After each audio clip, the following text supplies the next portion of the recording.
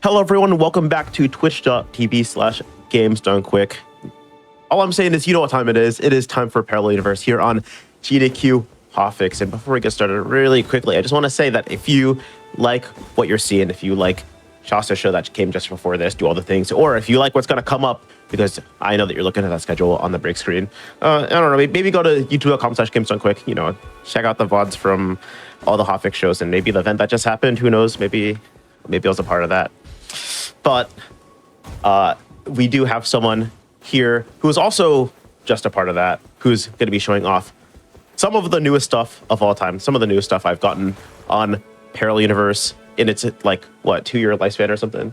Domo, would you like to tell us what we're about to see? Hello, yeah, Captain Domo here. We're going to be doing some Nightreign speedrunning as our first thing, which is pretty much just, we're going to be doing the enhanced Dark Drift Night, which is one of the enhanced versions of our normal boss fight within Nightreign itself. So if you haven't done it yet, spoiler alert, obviously, go play that first, because it's a really, really cool fight. But what I'll be showcasing is pretty much a specific seed that allows us to go as fast as possible with, record time, with just a lot of power, and showing how to use a seed to its full advantage. Yeah. That's pretty much it. Yeah, that sounds super interesting. I'm ready to see this run if you're ready to start it. Yeah, sounds good. So we'll start, and just as a heads up, I will be possibly quitting out early on, depending on if we get the seed or not. So how it works, if everyone's curious, because you'd be seeing me quitting out, you're like, well, why you didn't like that map? And it's like, no, probably not, because there is 5 maps on the Naklatio Shifting Earth. So you'll see that on the menu here, where Naklatio, for each boss, will have 5 different seeds, pretty much 5 different maps with 5 different bosses. And there's one map that will generate Libra as a invasion, and that gives us a bonus if we clear it, to where we get more damage the more money we have. And so that only happens out of 1 out of 5 of the seeds. So we're farming the seed until we get that specific one, so that way we can maximize our damage. So I'll start a run right now, and hopefully we get it first try. I got pretty lucky today during some practice runs, and then once we have it, we'll start running. Now, obviously, the big question that some people have is like, oh, what relics are you running? What relics are you running? The other ones are not that important, but the one that's really important that we're running is going to be the Treasure/Everjail relic, because it gives us an Everjail Stone Sword key, but also gives us a bonus, which is every single time that we clear an Everjail, we get 5% increased damage. So we clear all 6 is the goal. That's 30% to, I think, 34% bonus damage, because it's multiplicative. And this is not the right seed. So we're going to go ahead and quit out real quick. What we want to do is we want to enter actually at the south part of the map. It's going to land us near a fort, and it's going to have a treasure chest at the south side as well. That's where we want to start, because that will tell me exactly that that's the seed that has the Libra invasion on it.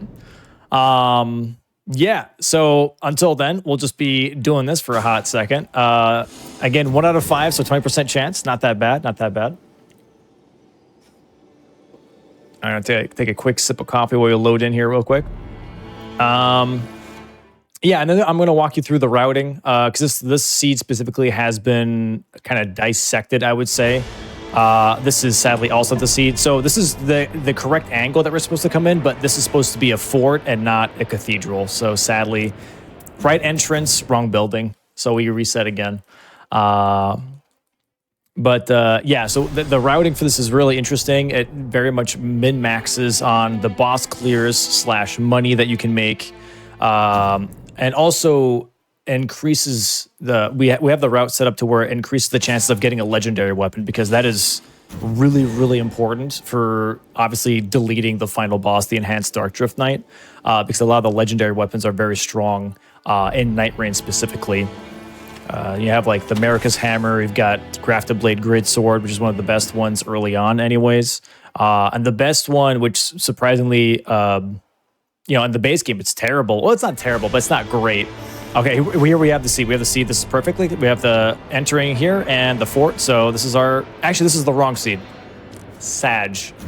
So we did get the fort like we're supposed to, but we didn't have the treasure chests.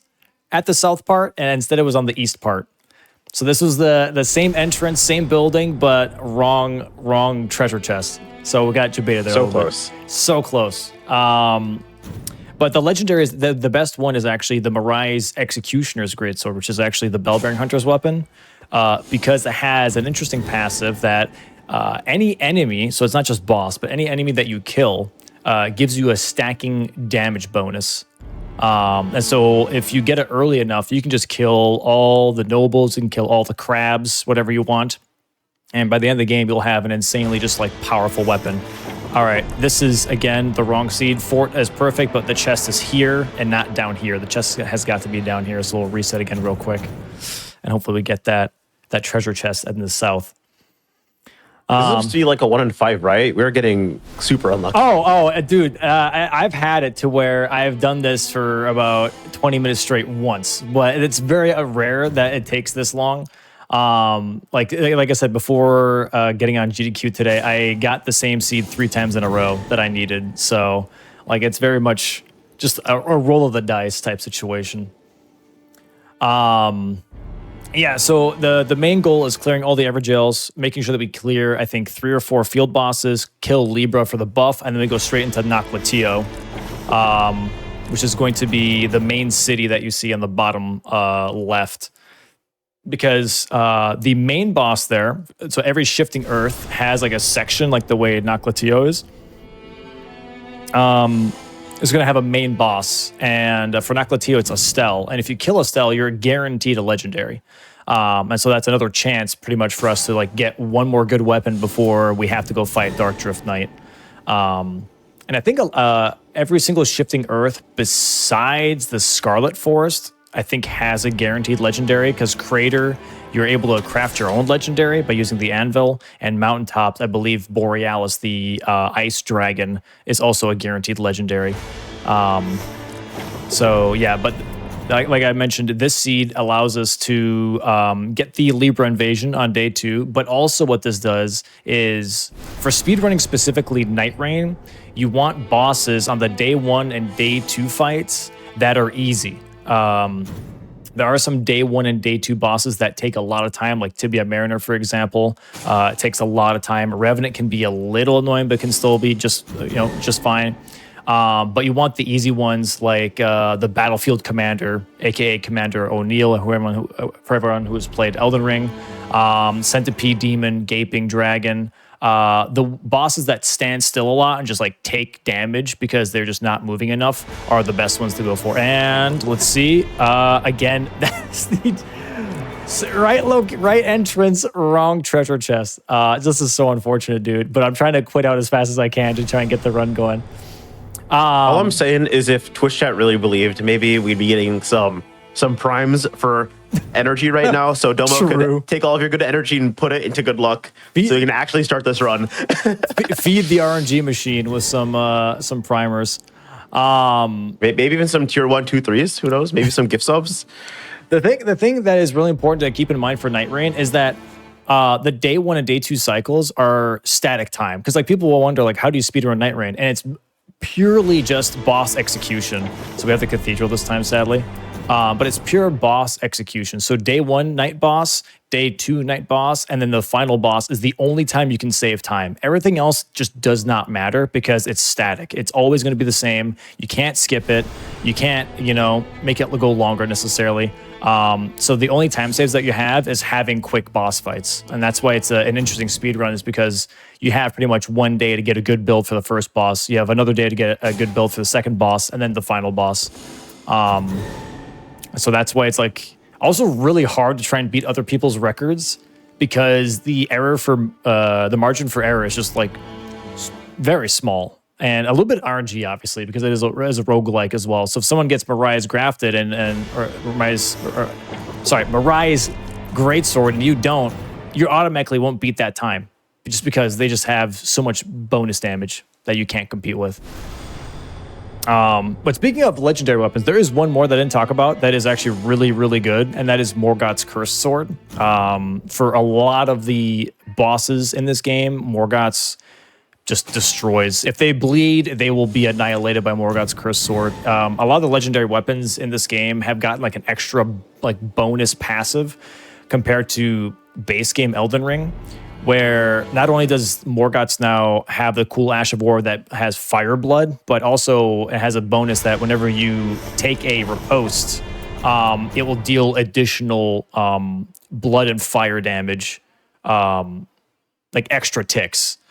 So it just really does a lot of damage very, very quickly. And hopefully we get that weapon actually in this run, because I could showcase to you how to one cycle enhanced Dark Drift Knight compared to having to deal with the phase 2, if we even get there. Domo, I just want you to know I trust you with my life right now. I've never played this game, but you said a lot of stuff that sounded very correct. You said it with a lot of confidence, so I trust you. Thank you. Yeah, I'm just hoping that we get there. That's the thing. I'm just hoping that we get to showcase it. That's the cool part, the routing and everything. Because yeah, so like for the routing and stuff, it was. I think for the fun part is when they bring out new enhanced bosses, which I think just now we just got some news that at the end of the month they're going to be adding 4 new enhanced bosses: Libra, Augur, the triple-headed dog, and Caligo, the ice dragon. They're going to get enhanced versions as well. So being able to learn those speedruns is going to be a lot of fun. Because then we get to go into the map pattern list that we have thanks to the 5th map. We have like a whole like sheet that shows us every single map pattern possible, and we can look at like, okay, what bosses spawn on these maps? What invasions do we get? How can we max out damage with bosses to make sure that we can melt these final bosses as quickly as possible? Like the whole theory crafting is very, very enjoyable for sure. And let's see here, we do have this, and here we are. This is the right seed. All right. Perfect. Okay, so now time should start right. Right now is Okay. perfect. Yeah, we have the chest here. Everything's perfect. Very nice. We'll try and move as fast as possible here. So we're gonna go ahead and clear these guys first for money. That is our best bet. Then we're gonna run to this house here real quick. There's some other guys that are hanging out here. We're going to be using, obviously, the weapon buff that Wilder has. That way, if he uses the grapple and then you press R1, he gets a nice little fire buff on his sword. Just a little bit extra damage for level 1, so we can start clearing these guys a little bit quicker. We don't really need any drops here. We can grab them if we really want them, like that fire grease, honestly, is kind of worth it for early on damage. But once we've cleared these guys, we will start to leave already. And we'll level once to level 2, right? And then we'll keep the rest of the money. We do need a little bit more, because what we want to do, we'll look at this one guy, we should be enough money here. Yeah, there we go. What we want to do is that there is a merchant right outside of every fort and some of the camps, and we're going to buy a smithing stone 1 from this guy so that we can upgrade our weapon right away to the 2nd tier. So I'm going to grab this stone right here. I'm just going to go to the blacksmith and upgrade that. There we go. We have technically a level 3 weapon at level 2. For anyone wondering, normally blue weapons are only allowed to wield at level 3, but if you're upgrading your starter weapon, the level requirement doesn't apply. So you can have a level 7 technically weapon at level 1 if it's your starter weapon. So we're gonna have the I believe this is the duelist, yeah, as our first fight. We're gonna do 2 charged R2s to stagger. I'm gonna take that riposte right away. We could fire grease to speed this up a little bit, but honestly, don't really have to. It's fine. We'll just go for 2 charged R2s again. A nice stagger. Almost got grabbed there, but we know it's safe, right, boys? Let's go ahead and just wait out the stamina again. Go for another charged R2, and there we go. Nice duelist kill. We'll check this real quick. We normally always go for the money. Sometimes there is a perk that is 10% bonus damage. Or not, sorry, 10%, not bonus damage, but bonus money whenever something gets killed. And you want to take that over the flat money because, again, the Libra buff that we get for killing the invasion, the more money we have, the more damage we do. So over time, that just helps out a lot. So we're going to run past this boss here. We don't need to deal with the version abductor here. We're just going to go get the key. All we want is to clear Evergels, so we just go get keys and we keep going. So we're going to open up this chest here. Hopefully there's a key. No key, sadly. So we're going to go to the next castle right next to us. The neighboring castle here that's just hanging out. We'll grapple and do a little bit of jump tech. Never mind. The game decided not to allow me to jump tech there. So we'll just have to run around real quick. A little bit of a time sink, but that should be hopefully okay. As long as we get a key, this is okay. Sadly, key RNG is the thing in these runs, as any roguelike will, be the same. You just hope for good RNG. If you don't get every single Everjail, it's fine. But obviously, the more Everjails we get, the better damage we have. There we go. So there's an extra key. At least one. And then we'll go to one more location, which has a key, which is a cathedral. It should be right across from here. Yeah, right here. And I'm going to grab this key, and then I'm going to go straight towards the next Everjail, which is going to have the Nox Warriors. A very annoying fight, to be fair, because the lady of the Nox Warriors has a whip, and she really likes to just jump around and keep her distance while being in your face. So we did get a second key here. That's really good. So at the very least, we are going to be able to clear 3 Everjails. If we don't get any more keys, 3 Everjails is still 15% bonus damage just for anything that you do. So that's still very useful. We don't use our ultimate, by the way, until we get to the Nox Warriors, because, as mentioned, they move around a lot, especially the lady of the two. So we're going to enter the fight by immediately ulting. That way we can make sure that we can at least get a possible stagger here. And it's a guaranteed stagger with that ultimate of Wilder. We repose the lady over the guy because, again, she can be pretty much in your face a lot. And this guy is a lot more relaxed because he just kind of like wants to punish you for swinging at him, whereas the lady will keep back hopping to try and get a gap first. So this allows us to clear this pretty quickly. That's a really nice speed. We're a little slow here because the circle's already coming in, which normally shouldn't be happening. Not until we cleared the Everjail. So I'm I would say 10, 20 seconds behind on my normal day cycle, but that's okay. We don't go up to level 6 here because what we want to do is we want to buy a key now from the Kale Town merchant. The good old Kale Town is like the supermarket here that you can have spawned in some of the maps. And we're going to buy a Ritual Sword Talisman. So Kale Town will always have the Ritual Sword Talisman, which is just, if you're full health, you get 10% bonus damage. So that's what we'll do. We'll buy another Stone Sword key, and we'll buy the Ritual Sword Talisman, and then we'll keep on moving. That's what we're spending our money on. So buy this, and we're broke. So let's go ahead and make some more money. We take the Spirit Spring. We're next to our next Everjail already. The ring is okay. It's not too great, but we can still make this work. This is going to be the Siluria Crucible Knight. We're going to go for some parries here, some charged R2s to knock her on her butt. And then we're going to roll this and parry this. Oh, that was a slower spear move, but that's okay. And then we're going to knock her out again, go for the riposte. This will allow us to charge up our ultimate just a little bit because we do have a neighboring Erdtree avatar near us. And so what we want to do is we want to use our ultimate on the Erdtree avatar. And this should be our kill. Very nice. We get 20,000 for killing a Crucible Knight. So we'll take that right away and we'll level here. Should be level 7. And then we'll go ahead.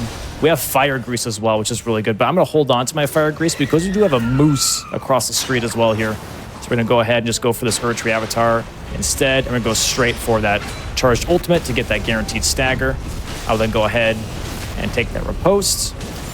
And then while she's climbing up, I'll grapple and go for that R1 so I get fire damage on my weapon. Because as I mentioned, we can do that with the grapple R1 tech. And this is a tree, so they are weak to fire.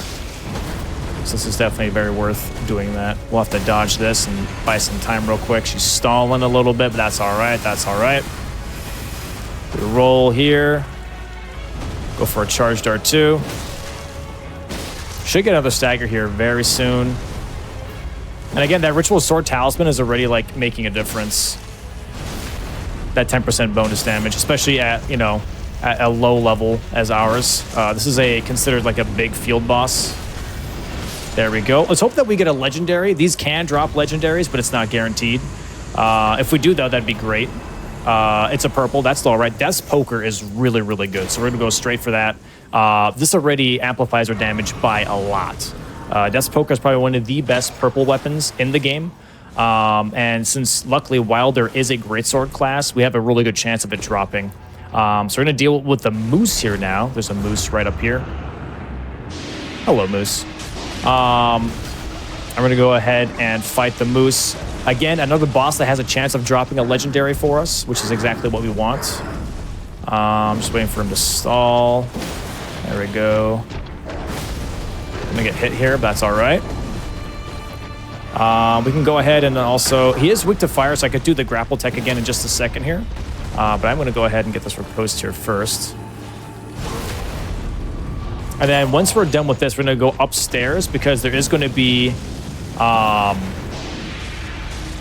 another Everjail. Since we still have 1 key left, we can do that Everjail. Just going to wait for the moose here to land again.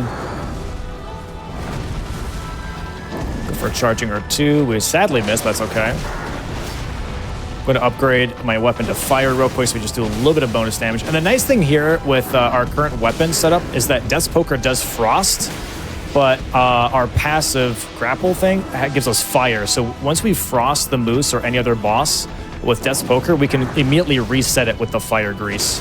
Allow us to pretty much continuously frost instead of having to wait out the frost timer. There we go. Moose is dead. We'll heal real quick just to get that bonus. Another purple, sadly. Not a legendary, but that's all right. Bloody Healus. Really not that bad. We'll take that. And actually what I'll do, instead of going for the Crystallian, I want him to go for this Everjail up here. It is accessible still. And these are the Botha boys. So the Beastmans of Farum Azula. A bunch of them all ragtag together in one little group. And what we'll do is we'll activate it. We'll ultimate the center of the Everjail, so we hit all of them or close to all of them. And then we'll do a very quick clear of that. That way I don't have to come all the way back around for this Everjail, because this one is definitely pretty far out of the way. So we're going to run in here into the center, and we're going to ultimate into the center. There we go. Pretty much hit all of them. The one that we're missing is like one in the distance here. That is big boy. And then one more buddy. Yeah, good old shield boy over here is kind of stalling a little bit. There we go. Nice clear. And that's an extra 5%. This is the perk I was talking about. More runes for killing enemies. We definitely want that. We heal real quick. And now at this point, day 1 should be ending. So we should be getting that notification very soon here saying, hey, you should go to the night boss. So we're going to take this spirit spring real quick. We're going to jump across this gap. And we're going to go towards this church. We're going to be grabbing a flask. Just for safety. We got a little bit of time. We can grab this real quick. We don't really have a lot of money, and that's okay. We're going to go fight a lion real quick, which is right across here, actually. A little bit down. And he's going to be right over this hill. We're going to fight him for a little bit of money, but also an extra perk. There is that notification. Hey, we got to go fight that boss now. So luckily we have a little bit of time here to fight this guy. He's not too crazy. He's pretty straightforward. I'll go for a charged R2 here. There we go. And since we're level 10 already on day 1 as well, our damage definitely is very, very decent here. There we go. A little bit of extra money is always nice. We'll go for that physical attack power. That's always really good. And what we'll do while we have the time, because that circle is slowly going to move in, is we're going to go to this other shop here. This is not Kali Town. This is a different merchant, so they have different shops. And since they do, we can check the weapons here real quick, because they might have actually some nice passives that we want. Like this. Improved item discovery is actually not a bad idea at all. So we'll grab that real quick before we get hit by those arrows. Because I have a question from chat, actually, for yes. the first time. Yeah, there you go. Yeah, someone's asking, how concerned are we with specific passives, or are we just, and I quote, raw damaging that thing? So we do want some passive. There are some, like the most important ones are going to be full health. If you are at full health, you'll deal this much bonus damage. Charge attacks, because we do some charge attacks. And on top of that, the one that I just picked up is item discovery. The reason why we want the item discovery one is because it gives us a higher chance for legendaries. So as soon as we enter Naklatio on day 2, we want to have the highest chance possible of getting legendaries. And with item discovery, with each item discovery item, it matters. You know, it adds to it.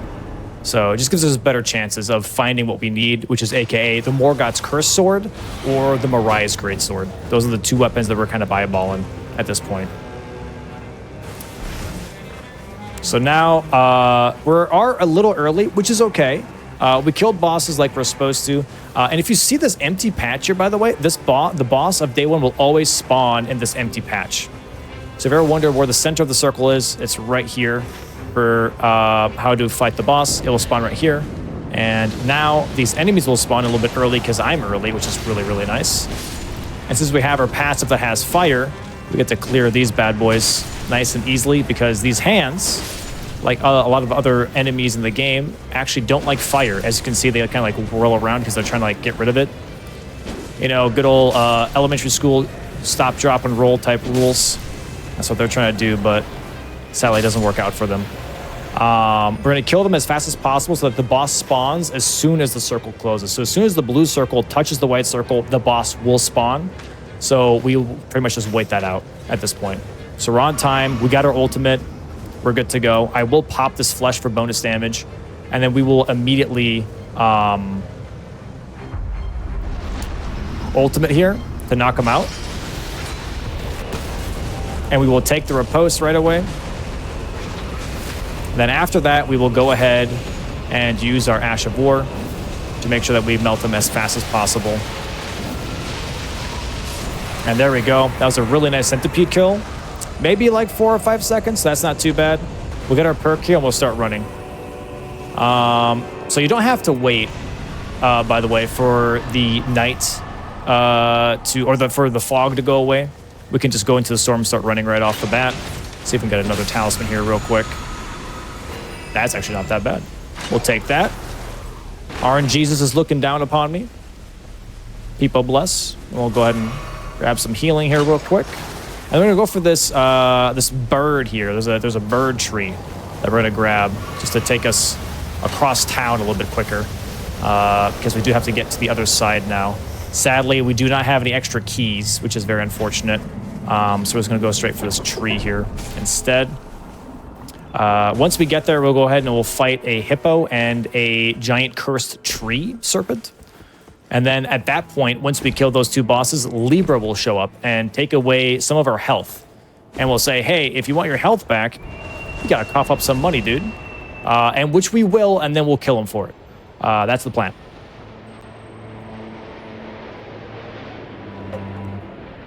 So yeah, let's go ahead and we'll move towards here. We're gonna fly over some of these locations. Quick little tour guide of the not lands between.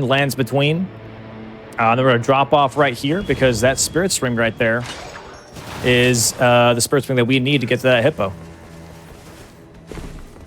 And as soon as we hit level 12, we will actually stop leveling because at that point we will have diminishing returns. So at level 12, we stop and then we will just hold on to all of our money so that we get the most out of that Libra bonus that I was talking about. So let's go ahead. Here's the hippo. We'll go ahead and just... Oh, he canceled it out. That's fine. For the most part, I like when you guys call, like, different bosses in this game, like, animals. Like, I understood the moose. I don't understand... Like, I know it says hippopotamus right there. I don't believe it. Yeah, it's definitely interesting that he's even in the game. But it is like a weird, like, hybrid hippopotamus porcupine in, like, the DLC. So that was a nice kill. We do have Golden Vow. I'm gonna grab it. Why not? We have our ultimate loading up here very soon. And then this is obviously the cursed tree lizard. We're gonna go ahead and fight him too. Because we need to. He missed, which is crazy. That's all right. And again, also another tree. So we want to go ahead and obviously use our fire. There we go. When you do those special dodges, by the way, it does charge a little bit of your ultimate. So those are always really useful to do. We'll take the riposte here, and then we're going to go ahead and go straight for an ultimate right afterwards. That resets our frost, but also stops him from moving, which is really nice. And he should be dead here. And there is that Libra debuff. Like I mentioned, as soon as these 2 bosses die, we'll get that Libra debuff, and then we can go ahead and go over there and kill them. We do have Commander Standard here, but I don't think that we really need that. I'll go ahead and grab this instead, charge attacks, and we will level to 12, like mentioned, and we will never level ever again. Now, the last thing that we'll do is we'll check this cathedral here, and there might be a key. There's actually a chest up here too, so I'm gonna go ahead and actually check this real quick because chests can also have keys.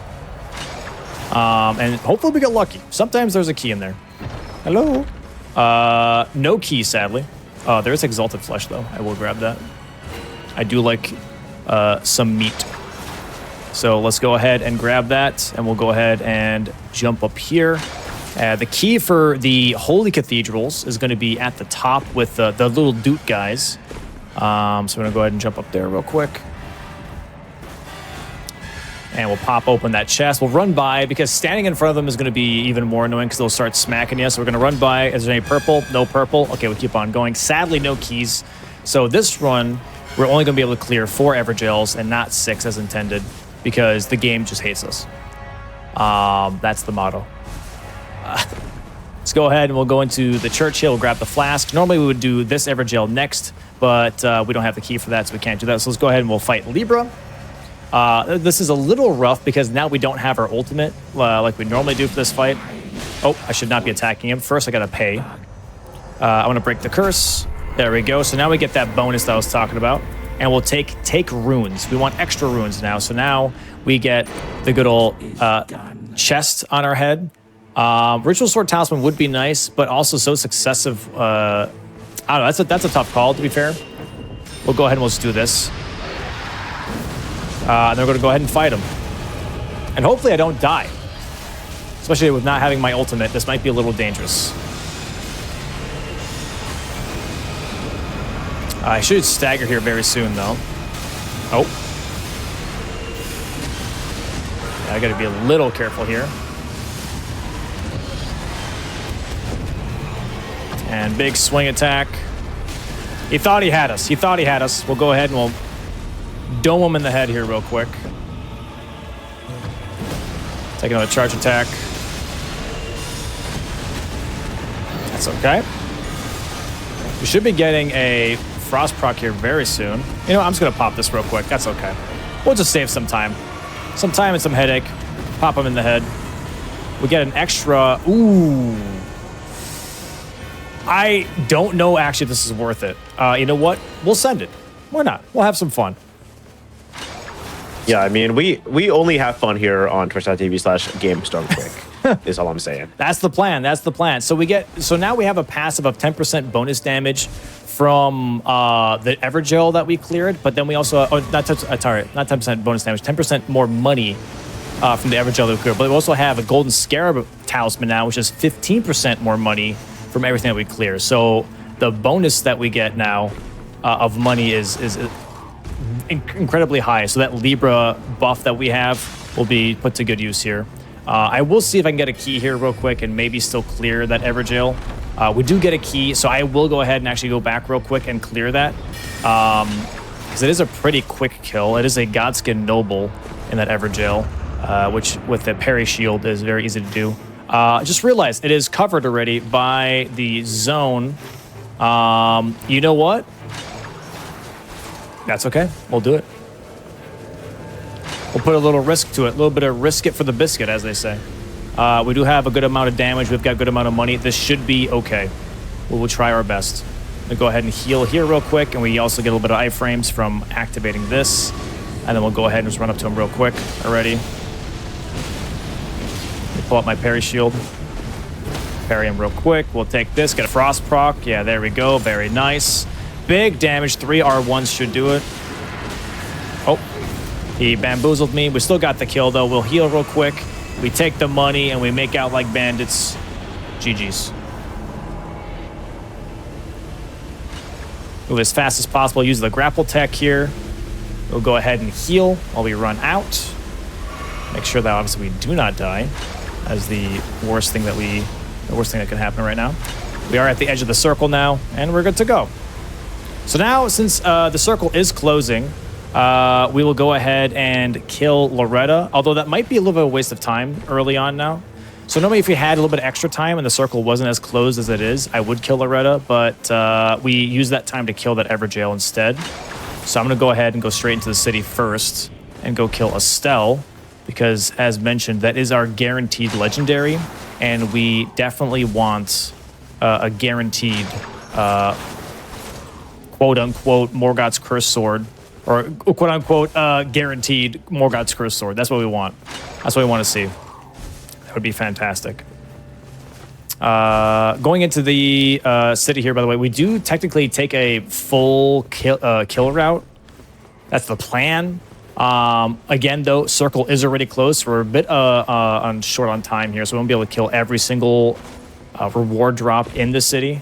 So what I will be doing is I will be skipping this first guy here. It's not worth it, which is this soldier here with the golden spear. He drops a reward for us, but it's just not worth checking. I'm just going to run past him and go straight towards the next reward instead, which is going to be a Black Knife Assassin. She's going to come around the corner here in just a bit. And we'll go for that reward instead, and then we'll go straight for Estelle right afterwards. Because again, Estelle is our guaranteed legendary check. We want to make sure that we get that before the timer is up. Drop down here, and she should come around the corner just about now. Hello. There in the head. And we can parry this lady, by the way. So for anyone that maybe has a hard time with BK or thinks she's moving around too much, just go ahead and smack in some parries in there and you should be fine. She might jump up here. Very nice. We get a nice backstab. There we go. And then we should get a frost proc. There we go. All right, two-handing is nice. Stance breaking is also nice. Let's go for two-handing. That's not a bad idea. We still want our item discovery. We'll get rid of Bloody Healus. Not worth keeping. Doesn't have a good passive on it besides just HP regen. So we'll jump up here. We still have time for Estelle. What I will do real quick, let's check this chest. That could have a legendary. Very unlikely, but it could. So this chest right here, if you just kind of hug into the arch. If it's a legendary, we stay. It's not a legendary. We'll get the hell out. And we will take this jump pad one more time. Jump up to this building. There we go. And now we're at Estelle. So this is the entrance to Estelle. Go in here, and we'll fight the fight. I have my ultimate ready as well. Made sure I had that because this fight can be a little stally, and we don't have that much time. So we got to make sure to be able to pop that as soon as possible as we get in. We'll go ahead and pop him in the head. Get that charged R2 off. Take the riposte, and hopefully we get a fast kill here. Oh, that is really good RNG, actually. Should get another stagger, actually, very soon. Damn, he's giving me, like, really nice RNG, and I just screwed it up. There we go. That was very nice. That was a really quick Estelle fight. Oh, and so we don't get what we want. This is really unfortunate. Two legendaries and both that we don't need. That is so unfortunate. So we're just going to keep running. Sadly, not what we need at all. Neither of those is going to help us or make anything go faster. So we'll just leave. Sad RNG on that one. Normally in this case, the Malekith's Black Blade would be worth grabbing, but enhanced Dark Dwarf Knight specifically, and the non-enhanced version is wholly resistant, so that weapon loses all of its pizzazz, which is a shame. There really isn't anything. You know what? I'm going to hold on to this real quick because we are going to kill some other bosses just to see if we can maybe get a legendary drop from them as well. There's another Black Knife Assassin right here. Oh, a little too early of a parry. Okay, she is... Uh-oh. Wow, that was insanely close. I should have died. I'm not gonna lie. I was being greedy with my parries. Okay, I don't have time, lady. You stalled too much. I gotta leave. I'm in trouble. The city's in trouble. I have to leave. We might be able to kill the Dragonkin soldier here still, though. I'm just drop down here real quick. I'm holding on to my Exalted Flesh for later stuff. But we should be able to melt him just fine. Let me go ahead and just pop some of these attacks here real quick. There we go. Can I have a legendary, please? RNG gods. I know you said melt, but I was not expecting that. That is, yeah, that's a little bit of a melt, you know? Like a decent melt. Could have been faster, but it's still decent. Let's go ahead and check some of these drops real quick. Chat always tells me that those things can drop legendaries. I'm still incredibly doubtful, but you know, chat likes to say things. We're gonna keep this grease here, and we should be able to clear this very soon. The circle is coming in. So we didn't even get to kill Loretta, which is very unfortunate. So even though we have all these money buffs, we were slowed down by some of the bad RNG in this game, which is really unfortunate.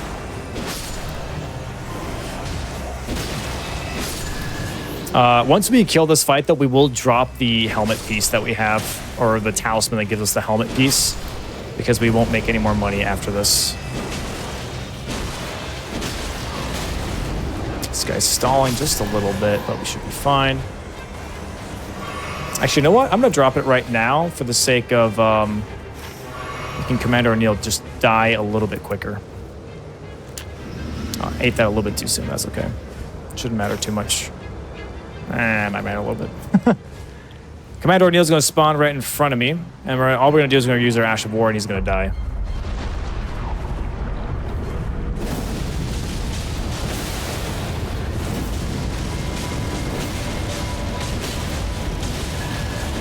There we go.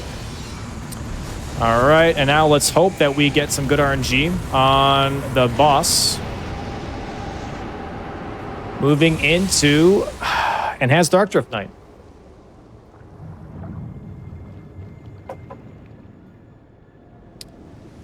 That's a little sip of coffee before we go in. You buy some strength as per usual. Flesh is really, really good here. And we can drop this, that's fine. And we'll go in here. Let's hope to God this goes well. I can't promise anything. We didn't get the weapon that we wanted, so it could be a little crazy. It could also be really cool at the same time.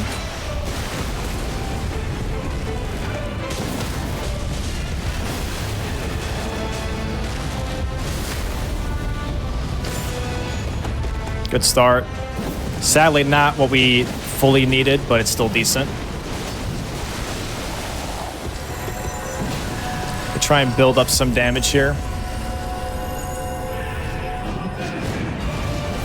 Where the hell did he go? He's cheating! Oh. Okay, relax, bud.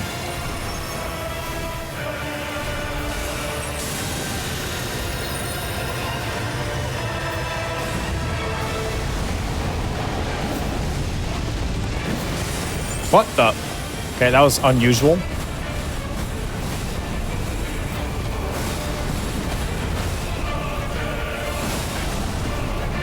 He's gonna move around a lot now. Oh, that did hit me, but hopefully that's okay. Okay, I am just missing repeatedly, and that hurts my heart.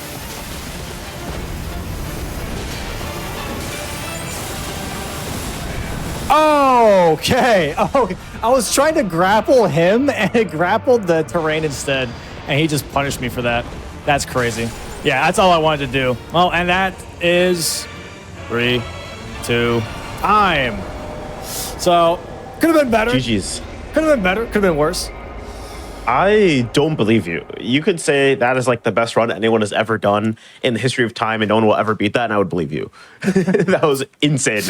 Appreciate it, dude. Yeah, it's like I said, a lot of RNG is involved. I didn't get the best weapon. I didn't get the best build, but this is like the overall way that this seed is played out for this specific boss in this specific scenario. So, yeah.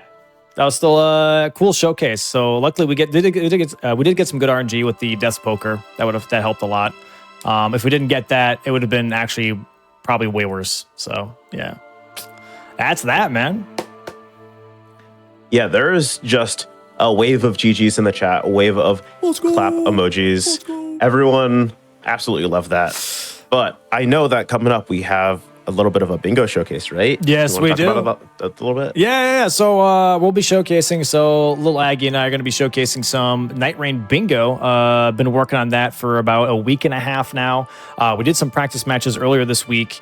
Been taking a lot of feedback from the community and from Aggie and Chris on like how to make it the best way possible. We've ran Elden Ring bingo for a long time now. I've been running the formats and the seasons for, I believe, 3 years now. And so now moving into a bit of a different game, it was a little bit hard to tackle on like how to make that balance. So this is going to be our first like showcase of Nightreign Bingo and how it's going to flow, or the idea of how it might flow. Yeah, should be really cool. Yeah, I'm super excited about that. So I know y'all are in chat. I know you came to watch Nightreign, so absolutely watch this next showcase. But before that, we're going to be taking a little bit of a break. So if you like anything that's going on GDQ, maybe look at Frame Fatales. You can find that at gdq.gg/ff or Black in a Flash, gdq.gg/BAF to find out about those communities. And also, you can find out what's happening on Hotfix by going to gdq.gg/Hotfix. There is a schedule there that shows everything up to, I think everything that's scheduled, so up till next weekend, probably. There's a lot going on Hotfix, so definitely check that out. But we'll be back in just a few minutes, so get up, stretch, eat a snack, maybe de-shrimpify yourself, turn over your laundry. I can smell it from over here. But we're going to be back in just a few minutes, so stick around for that.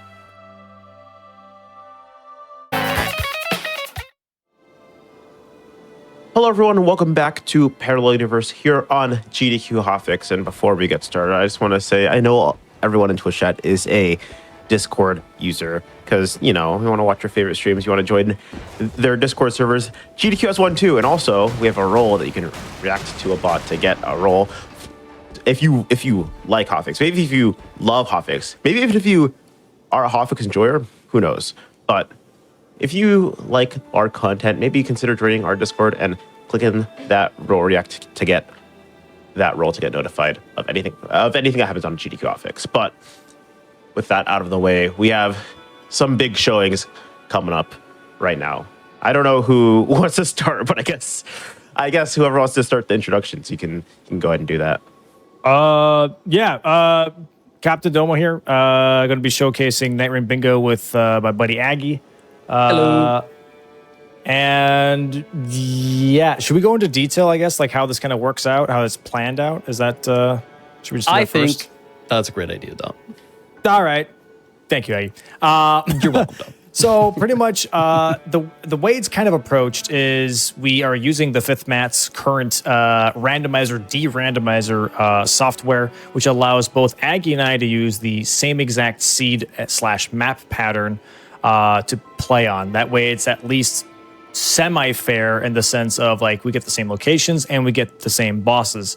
However, the one thing that is not going to be randomized or not going to be the same for us is going to be the weapon drops and the perks. So those will still be unique to both of us. So if one of us just gets luckier for some reason on a weapon, that's just the bingus of Nightreign. Because I feel like if we didn't have it to where like we both got the same rewards, it would take away the Nightreign purpose. So yeah, that's how bingo is going to work. Obviously, there is a board that you'll see, which is a 5x5 board if you ever played bingo, and there's going to be objectives in each square. And if we complete that objective, we get to claim that. Now, this is also, I'm talking very fast. I'm sorry, but there's a lot of information. There is a format called lockout. So pretty much, if I claim a square after completing an objective, Aggie can no longer claim that square. And so then we go ahead and we try to block each other out so that neither of us can form a bingo line and see who gets the win. Pretty much. It's a speed run with extra tactics and mind games. Yee. And the way these bingos are formatted, so it's going to be a best of 3. Yeah. And each bingo match, each bingo board will just be one Nightreign expedition. So yeah, like Dom said, we're playing the same character, we're playing the same Nightlord, and we have the same shifting earth and seed and all that set. So yeah, basically between each round, we will change character, change Nightlord, yada, yada, yada. Yeah. And yeah, so the plan is obviously for future games as well is that the character / boss / locations or fish shifting earth is all decided by a wheel spin. So I did this earlier today. I just wheel spun, and so we got Raider versus Caligo on the Scarlet Forest shifting earth as our first match. So yeah, enjoy. Yeah. Well, I'm ready when you are, Dom. I'm ready, man. I am ready. I'm locked and loaded. Deafen me, good sir. I want to press play. Actually, okay, real quick before you get Devin, so there is a setup time still, right? So Yes. when the match begins, we're gonna have, is it 1 minute or 3 minute thumb? It should be 3 minute, just so that we can look at relics and look at the board. Yeah. So yeah, just so everyone knows what's going on. Oh, I'm so sorry. And also, we got Mitch as commentator today. Yeah, I was going to introduce myself when you guys got deafened, but hi. I'm so yeah. I can't believe we have a secret commentator here on Wow. the GDQ stream. I know, crazy. Mitch, go ahead and introduce it if you want to, real quick. Or do you want to do that? Sure. Yeah. Why not? Yeah, I'm Mitch. I do various Souls stuff as well, Nightreign things. Maybe I'll do some of this Nightreign bingo in the future. Haven't gotten to play it yet, but I've gotten to watch it, and it's a lot of fun. Yes, sir. Mm-hmm. Yes, sir. Mitch versus me soon. Pause. Pausers? But yeah, Hold on, that might be the match of the ages.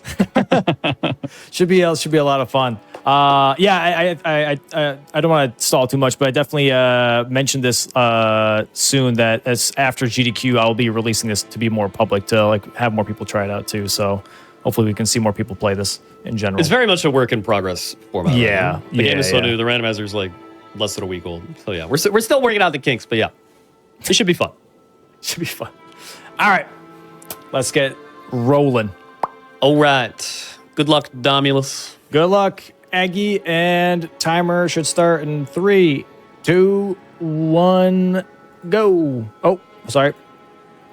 3, 2, 1, go. There we go. There it goes. All right, and now they should both be deafened. So they're going to start looking at the board as it comes up and starting to plan out what they can do. They've got 3 minutes here to plan out the start. Some things that they need to do before they actually go into the expedition is to get some of their relics going. Now, they might have a familiar, comfortable set of relics. They might just like autopilot and say, well, I always run these relics. But you might also change them a little bit based on the board that you see in front of you. So looking at that board, we've got a 5x5.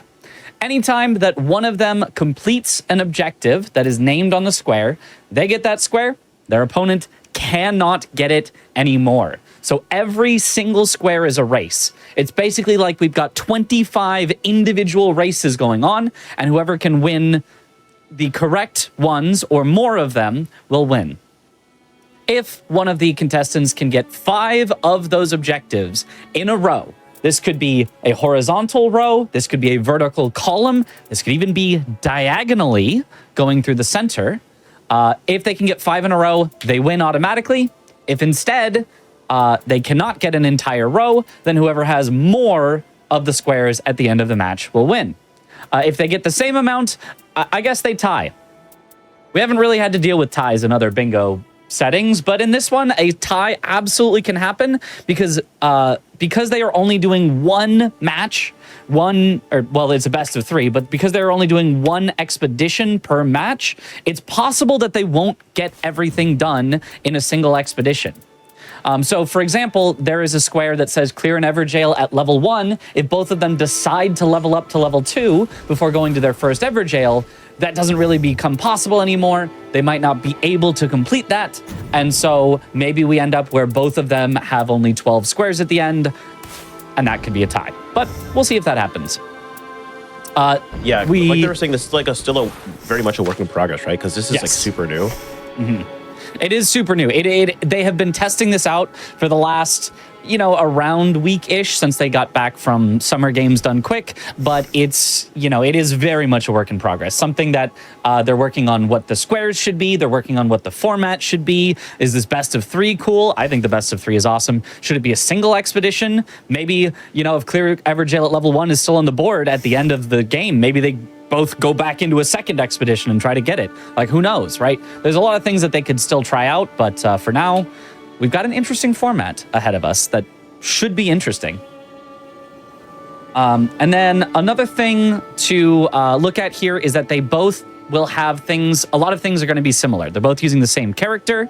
They're both going for the same Nightlord, which is Fissure in the Fog or Caligo. And we have a special mod that was made that makes it so that both of their maps are going to be the same.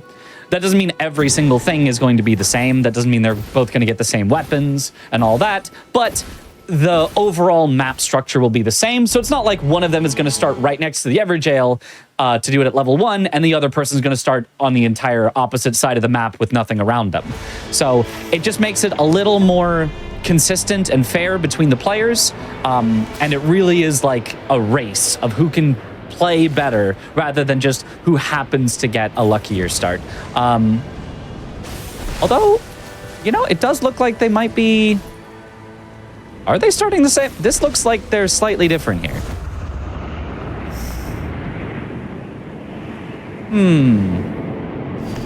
And Domo is sitting around. He may have noticed. Oh yeah, in the channel they're not the same. They are not the same. Well, we'll have to fix that.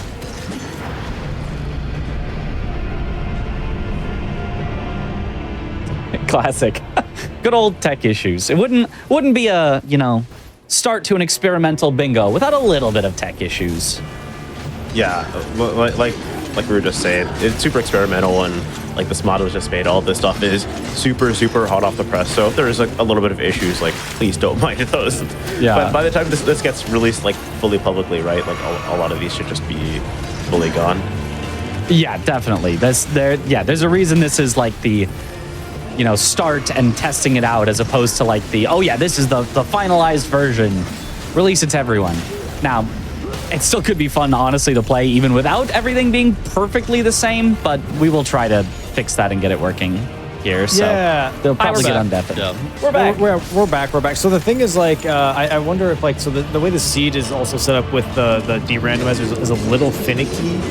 I was wondering if the seed that we have, is that set up, because I have it to where I did not have a single shifting earth currently active. Yeah, that's how mine is as well. Did you run the randomizer and then hot reload, or did you run the randomizer? Yeah, I Matt ran is saying Dom did not have set seed. You need to click patch expedition seed. Oh! Is what Matt is saying. Oh, Dom. Okay, let me try that again. Thanks, Matt. Shouts to Matt. Bro, it's a little bit more finicky. There's a lot of buttons to press. There's a lot of setup. There are a lot of buttons to press. All right, let me just launch real quick, and I'll just like go into a round just really quick just to see if I get the Scarlet Forest entrance. I should. Let me just double check real quick, and then we'll go again. Sorry, GDQ viewers, that we had to reset there real quick. But as mentioned before, and then probably as Mitch mentioned as well, this is all like the first week of trying this out. So you're looking at very much the genesis of Nightreign Bingo. All right, I got Yeah, plus it also gives us the opportunity for Matt to come into the chat and act like the hero. So a big fan of that. Shout out to all the modders out there. You know, this is Parallel Universe, a show about mods and the community, and this is like kind of that, right? Because this is so new.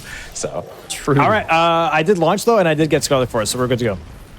Okay, do you want to look at the map and like see if it's the same? Sure, yeah, we could do that real quick. Okay. We might be spoiling ourselves a little bit, but that's all right. Let me launch back in and just look at it real quick. Aggie already getting practice on some of these fights. I'll tell you everything I know. Okay. I was He's just staying in there, just leveling the whole time. Pig.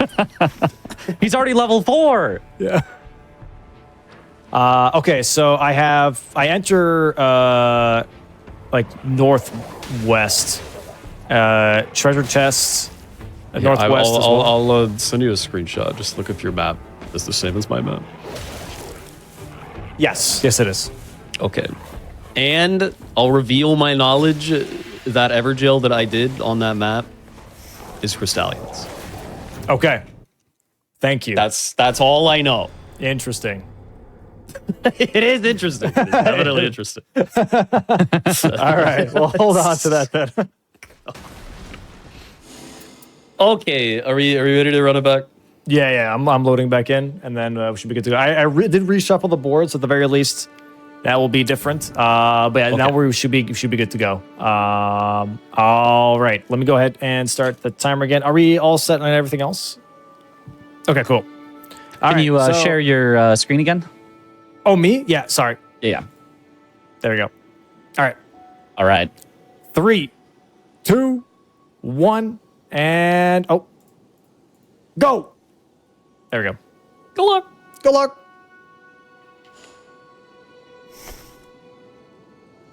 All right. Now we should be heading back in again. This time, surely though, everything works. No more tech problems. We just had to get the one out of the way. And then we'll be fine for the rest of it. Yeah, it was the one big one, and now we're going to be absolutely flawless, right? Absolutely flawless. Nothing could possibly go wrong from here. So now they have, I believe they re-randomized the board, but yeah, yep, nope, these are definitely different ones here. Yep, checking to it. So yeah, as I said, whoever gets the square first gets it. The other person can't get it. They're trying to make a line if possible. And if no lines are available or nobody can get a line in time, then whoever has more at the end of the match will be the victor. So we could look at some of the things that they need to do for these squares. So, for example, since they are both the raider, they have the ability to kill a boss while the totem is active. This is in the top very left of that. This should be, I expect, something that both of them will be going for very early. The only thing that's going to stop them from doing this right away at the very, very start is the fact that the totem, being an ultimate ability, needs to charge at the start of the match. So they will first need to get it active, then kill a boss with it. Pretty simple to do, but but something that will take a little bit of time. Let's see here. Some other ones. Die to Rot is interesting. They do have the Scarlet Forest, so they could effectively rush over there, get rotted by the Scarlet Forest very quickly. It's going to be important that they actually do this before they get the power of the forest, because the power of the forest makes them immune to rot. So it's something that they will need to do somewhat earlier rather than later. But might be something that they choose to do on day 2, because usually you do the Scarlet Forest on day 2, or they could rush through it earlier. Let's see here. Some other ones. Also, I want to just mention, it's very, very apparent on the stream, but both competitors are just absolutely staring at the board, trying to figure out what to do. Which, I mean, any lockout bingo that has like setup time, that's just going to be the case. But like, it was very funny. It was very, very intense. Yeah, it is. Especially Domo had the zoomed in on his eyes. Very, very intense there. But yeah, basically that is how you just kind of start, is look through all these different things, try to decide on some ones that they think could be done early, could be done easily, and try to make a beginning plan of where they might end up going. Now, one that I have just noticed that we got a little spoiler that they could do easily is kill a multi-unit boss. Because Aggie had the unfortunate, false start, he knows that the Everjail right at the start has the triple crystallions in it. So that is a multi-unit boss that he could do as the very first one. Domo should know it too now, because Aggie told him, but that is something that both of them might rush for. And if so, it's going to be just whoever can take it down earlier. So the 3 minutes of planning at the start is over, and now they are straight into the match. Another thing that they're going to do all along the way is to touch 5 non-boss graces. They're basically just going to have to get an idea for where all the graces are and try to touch them as they go along. We can see here at the start, Aggie is dropping onto an enemy's head over and over. Let's see here. Where is this? Deal damage by falling on enemies 3 times. Ah, there it is. So I think I saw him get it once. I don't think I saw more than that. Domo, on the other hand, going for this camp with the chariots, the flame chariots.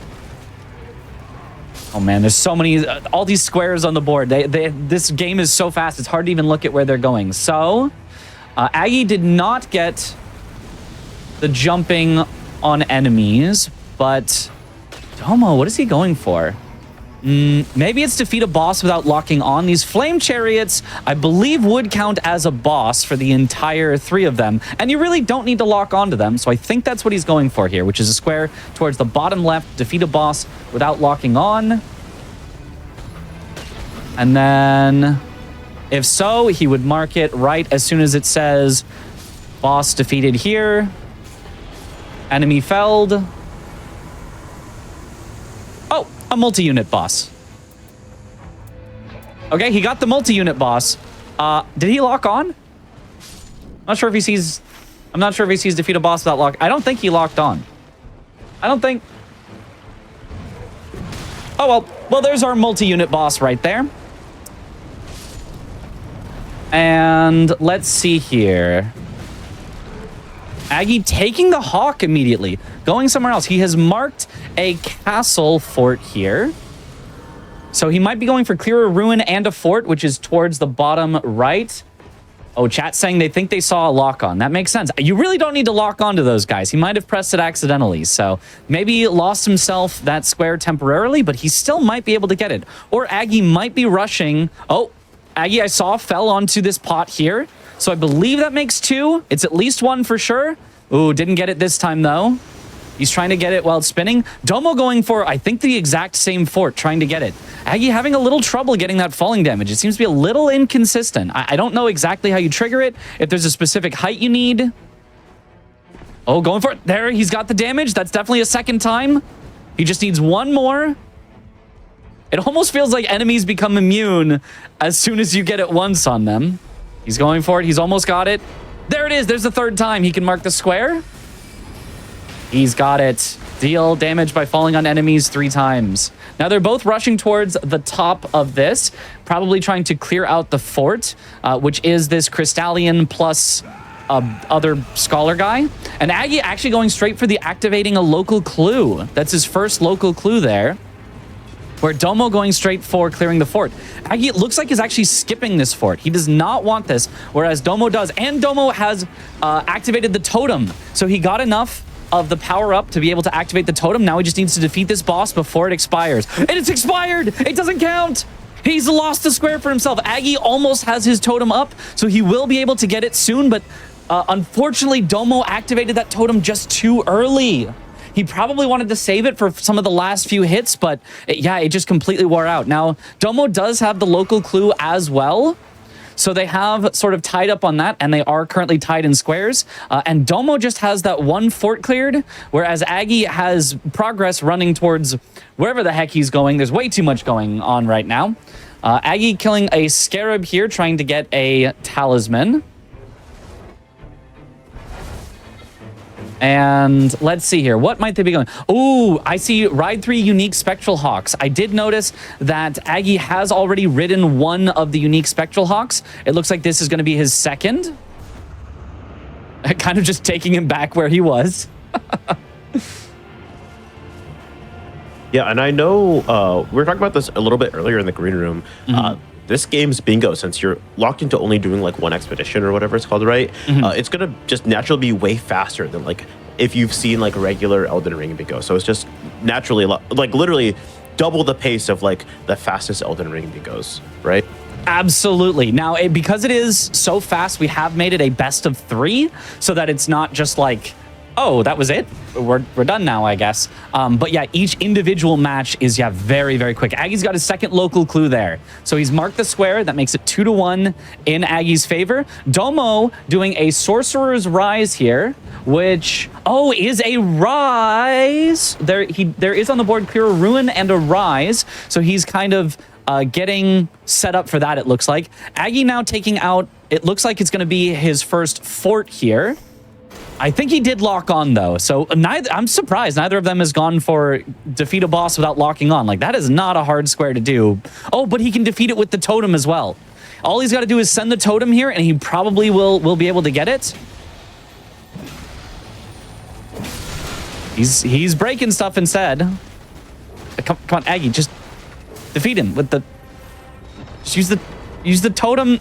You got another stone sword key. That's very nice. Those stone sword keys are used to open the Everjails, and there are multiple squares on the board involving Everjails. There is open 3 Everjails and clear 3 Everjails. Slightly different ones, because you can open it and then go away somewhere else, or you could stick around and clear it.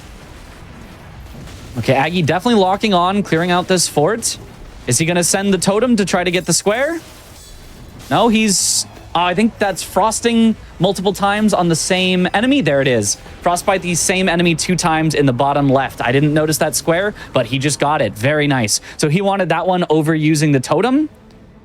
Dom now going for the Demi-Human Queen. I don't see him locking on, so he's probably going for no lock on. And he's got his ultimate back up, so he can put that totem out before getting the kill, and he should be able to get multiple squares from this. Excellent knockdown. Doesn't quite get the riposte. The riposte can be a little tricky in this game. He's going for the totem. Here it is. He's going to need to kill her very quickly, though, before it expires. It doesn't last for too long, but just one more hit will do it. There he goes. That should be 2 squares for Domo. No locking on, and kill a boss while the totem is active. And those 3 squares that he's got. Is he gonna mark the boss while the totem is active? Did he? I know he did it. He did the totem. There's no way he doesn't know that square is there. Come, mark it, Domo. But once he does mark that, he will have 3 in the same row, which is very scary for Aggie, because if Domo gets all 5 in that row, that will seal it. However, if Domo does not mark this within, I believe the rules, this is a little bit of an experiment, but I believe the rules usually say mark a square within 1 minute. And if you do not mark it within that 1 minute, then you cannot mark it until you basically complete the square again. It's like you didn't complete it yet. So, yeah, it looks like he is going to have to complete the square a second time in order to be able to mark it. Or Aggie might be able to snipe it away now. This does mean still that the score now is still 3 Aggie to 2 Domo. As Aggie's going for another Leaning Misbegotten, and Aggie is basically just getting as many keys as he can. He's just going around. He is the key collector. Those Everjails are very powerful to have. A common relic that almost everyone will use is every time that you clear an Everjail, you will get an increase to your damage. So this does make it so that doing as many Everjails as you can is going to give you... Oh, nice. Now Aggie's going for the totem. He could actually snipe this one away. He's going for the Oracle Envoys boss. He's got to be careful, though, not to let this run out. 1 left. Going for the hit. Totem is still active. And that should be his square. Enemy felled. He can mark it now. There it is. Aggie has sniped the square away from Domo because Domo unfortunately forgot to mark it. So that makes it 4-2 in Aggie's favor. Domo is fighting a Knight's Cavalry, which is... defeat a Knight boss without character skill art, I believe is what he's going for. So this being a Knight's Cavalry, spelled N-I-G-H-T, not with a K, but just night, as in the time of day, or the time of not day, because it's night. He will be able to get that without a character skill or art, whereas Aggie has ridden his 3rd unique Spectral Hawk, and Domo has gotten 3 overworld bosses on day 1. Oh no, sorry, Night boss. I'm too Elden Ring. I'm too focused on regular Elden Ring. What they mean by night bosses is not that it has night in the name. They mean literally a boss that occurs at night in Nightreign, which happens at the end of the day. Oops, my bad. I have a question. Yes. So from like one bingo enjoyer to another, I don't really know how this works since like this game is like so fast, but is board control like a big factor in this? Because even though the score is pretty close, it's 3-5, which is for a game this short, like I said, very close. Aggie's board control is quite scary. Like even without getting that up left corner, I still felt way better about his board control just because he had the 2 in the row, and then also that up right, which let him at least like start on other rows if you had to bail from like the row that he was currently on. Is that going to be like super important? Do you think that's going to come into play later? It really depends on the bingo players themselves. So some players will rush lines. Some players will only work to block lines and go for majority. It is almost like a...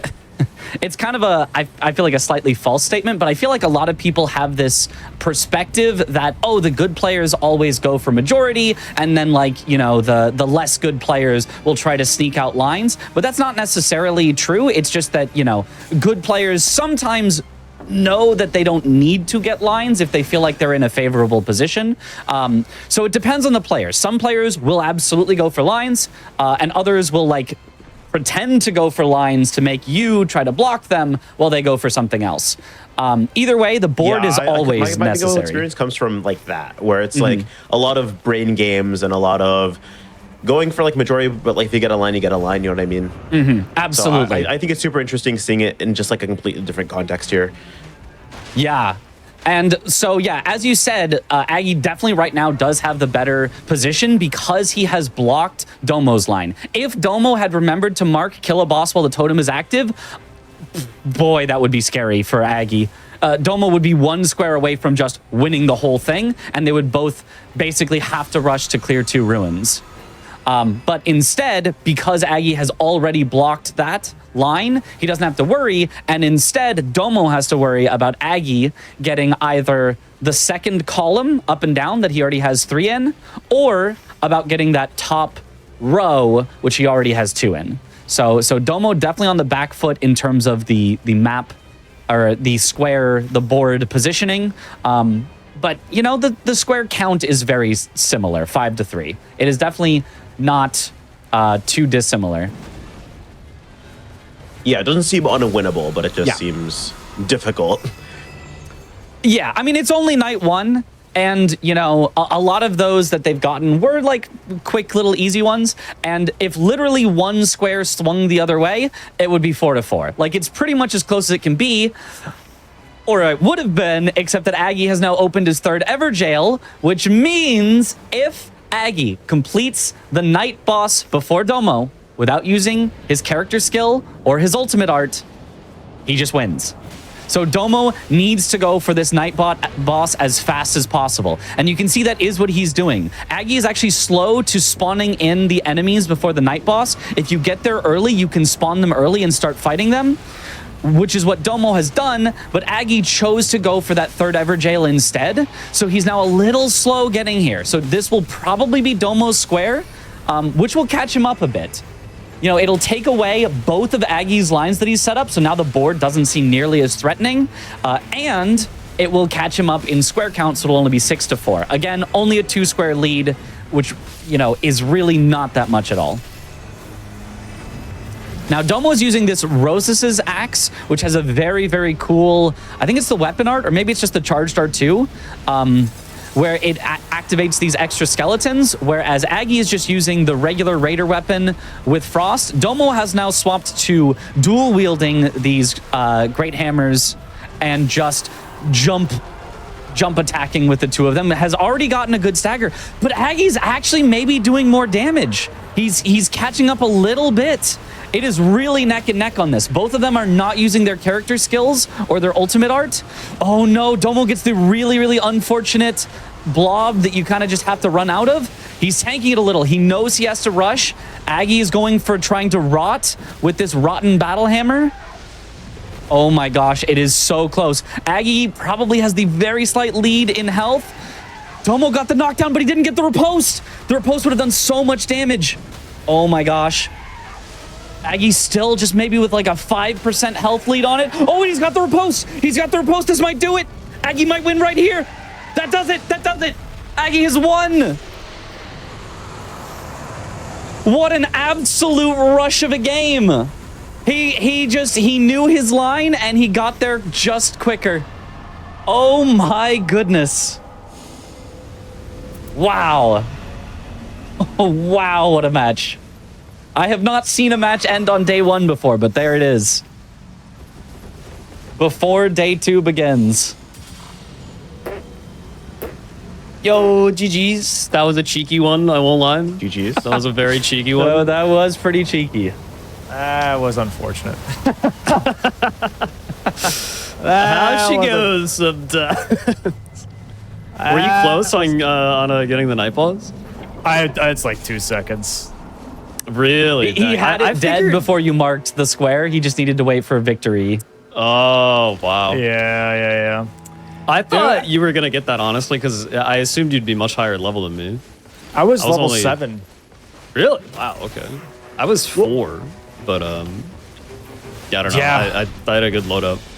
I didn't really. I mean, I had L1 jump, but I don't know. I don't know. I thought I was hoping I would have gotten Evergels first, the open 3 Evergels, but I didn't get a key in 2 locations, so I just got screwed out of that. That's RNG brutal. wise. Yeah, that was unfortunate. Domo, you also killed the boss while the totem was active. You killed the demi-human queen. So you just here's the didn't thing: realize. a kill a boss while the totem is active. The way I wrote it is not the way that it's being played, because I goofed it myself when I did it. The way How else could it be interpreted? like you're supposed to kill it in the beginning of the fight. You're supposed to activate it and then kill the boss in the duration of the totem itself. Oh, the entire Oh, boss's I see. health needs Okay. to be gone while Yes. the totem is up. Yes. Well, I did do it that way. He If did it makes actually you do feel that. He better. did run in and start with the totem. That's why I didn't mark it though. It's because I didn't do that. Because I was okay, like, oh, okay. I dude, see. that's how I intended on writing it. So I got to rewrite that one. But I was like, damn, Okay. dude, I was like so close to getting the Crystallian with the sorcerer guy, but it just ran out. Right before I see. got- Yeah. Yeah, I was like, okay, well, I didn't get that one. Otherwise, I would have had that. But yeah, that was just That makes more unfortunate. sense. Well, GG's, yeah, that's like the fastest possible that I could That go. was insanely fast. I saw the opportunity and I took it, you know? Well, why was it so cheeky though? Like, I wonder what I missed. What did I miss? Did I miss something obvious? The falling enemy one is so silly. I gotta get rid of that. I gotta get told you to remove that one. I thought I did it. I thought I did. Both of you That were one just is going for that, silly. and it was just not working. Yeah. Yeah, so like between that and I saw Frostbite, so I decided to start with the Caligo thing, so I had Chilling Mist. Yeah. So that made that pretty easy. And then honestly, this layout of the map just worked out really well because like there were birds to go from one thing to the next. It worked out really, really conveniently. fair. Yeah. Like Fort Bird. I was Bird. really focused on like day 1, just like go kill some big stuff so that I have momentum for day 2 and I'll catch up that way. So that was like my idea. And if I would have gotten the Evergels, it would have worked out because I could have blocked column 2 then. I wouldn't have had a square advantage on day 1, but I think I would have been able to like really bulldoze day 2. Sure. And I just got unlucky by the square, the key RNG on the 2 locations. It's just real unfortunate. It's just unfortunate, but it'd be what it'd be. Because I didn't even get to clear. I didn't clear a single Evergel actually. I just opened. I 2. didn't clear any either. I just Oh, popped them really? open and Okay, left. okay. Yeah. Damn. Yeah. Unfortunate. That was quick. That was so fast. Hey, it was cool though. Hey, that's how it might be. You know, I don't know yet. Yeah. This is all. That's why this it's a is- best of 3 format, you know. Yeah, exactly. Yeah, that exactly. That's why it's a best of 3 is because it's one match can go really fast and just not in your favor. So you get, there's a second one coming up, which second one coming up is going to be. I think Aggie will like this one. It's going to be Iron Eye versus the 3-headed dogs on Noclatia. Okay. I approve. Ooh. I approve. So that will be our next one. Is we both play Iron Eye. And we're fighting the 3-headed dog. Yep. Okay, so we're both going to shut down our game and get our rando reset up for that, and then Yes. we'll go to round 2. Yes, sir. Yes, sir. Yes, sir. Yeah, I already closed mine out. Just let me know what seed you have, and I'll just copy paste it. Okay. Ah, man. So unfortunate. I'm a big fan of these like bingo showcases on GDQ because after like everyone gets server deafened, it's basically just like the post game like press report. Yeah. Yeah. I'm just like imagining you guys like sitting in front of like the 8 mics and like with like all the blinding lights just like after the game, like, yeah, that was a rough showing, huh? Cheeky game, huh? Yeah. Yeah. It can be quick sometimes, man. I mean, it's happened in Elden Ring Bingo too. I think one of the fastest matches was like 25 minutes.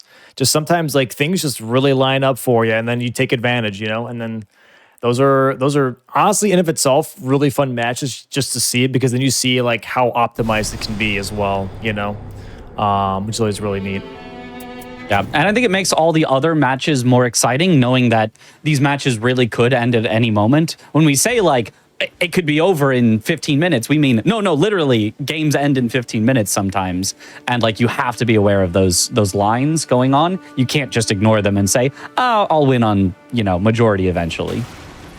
Yeah, yeah, and I think especially with Nightreign, it's very much, I think even more punishing with the fact that if you just have bad routing, especially on day one, which kind of happened to me a little bit, like you get punished heavily for, not having the most optimal routing. Or if you have a plan and you're trying to execute it based on what the board says, but the map is just not giving it to you, that can also be really tough too. So yeah, it's cool though. I think it's really, really neat, especially because like the more we play it, I think the more it makes sense, if that makes sense. Like it makes like you're kind of like you're trying it out, but you're getting a feel for it at the same time. And the more you do it, the more just comfortable it feels to where you're like, okay, I know what to do next time I do another match, so I don't fumble the bag, you know? Yeah. Yeah. I'm loading it. Yeah. If you want to just double check again like we did last time, just to make sure that we both have the thing active. If you feel that is necessary, sure. Just to be safe, yeah. Just why to not? be extra safe, sure.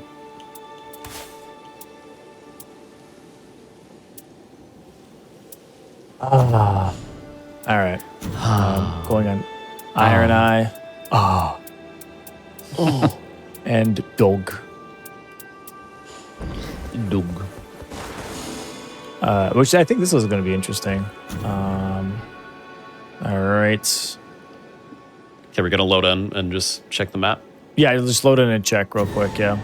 All right, I got Noclatio, I got Dog, and top left entrance. Let's see.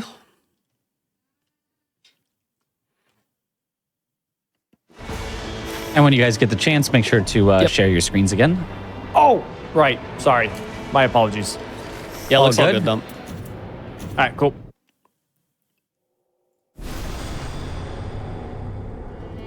Can I pet that dog? Yeah, possibly.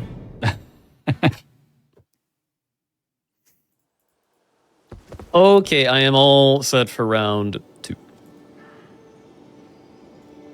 All right. Me too. Board is locked and loaded. Am I able to count down? Think we're good? Pog. All right.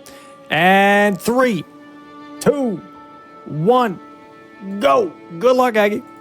Good luck, Dump. Good luck to both of you. All right.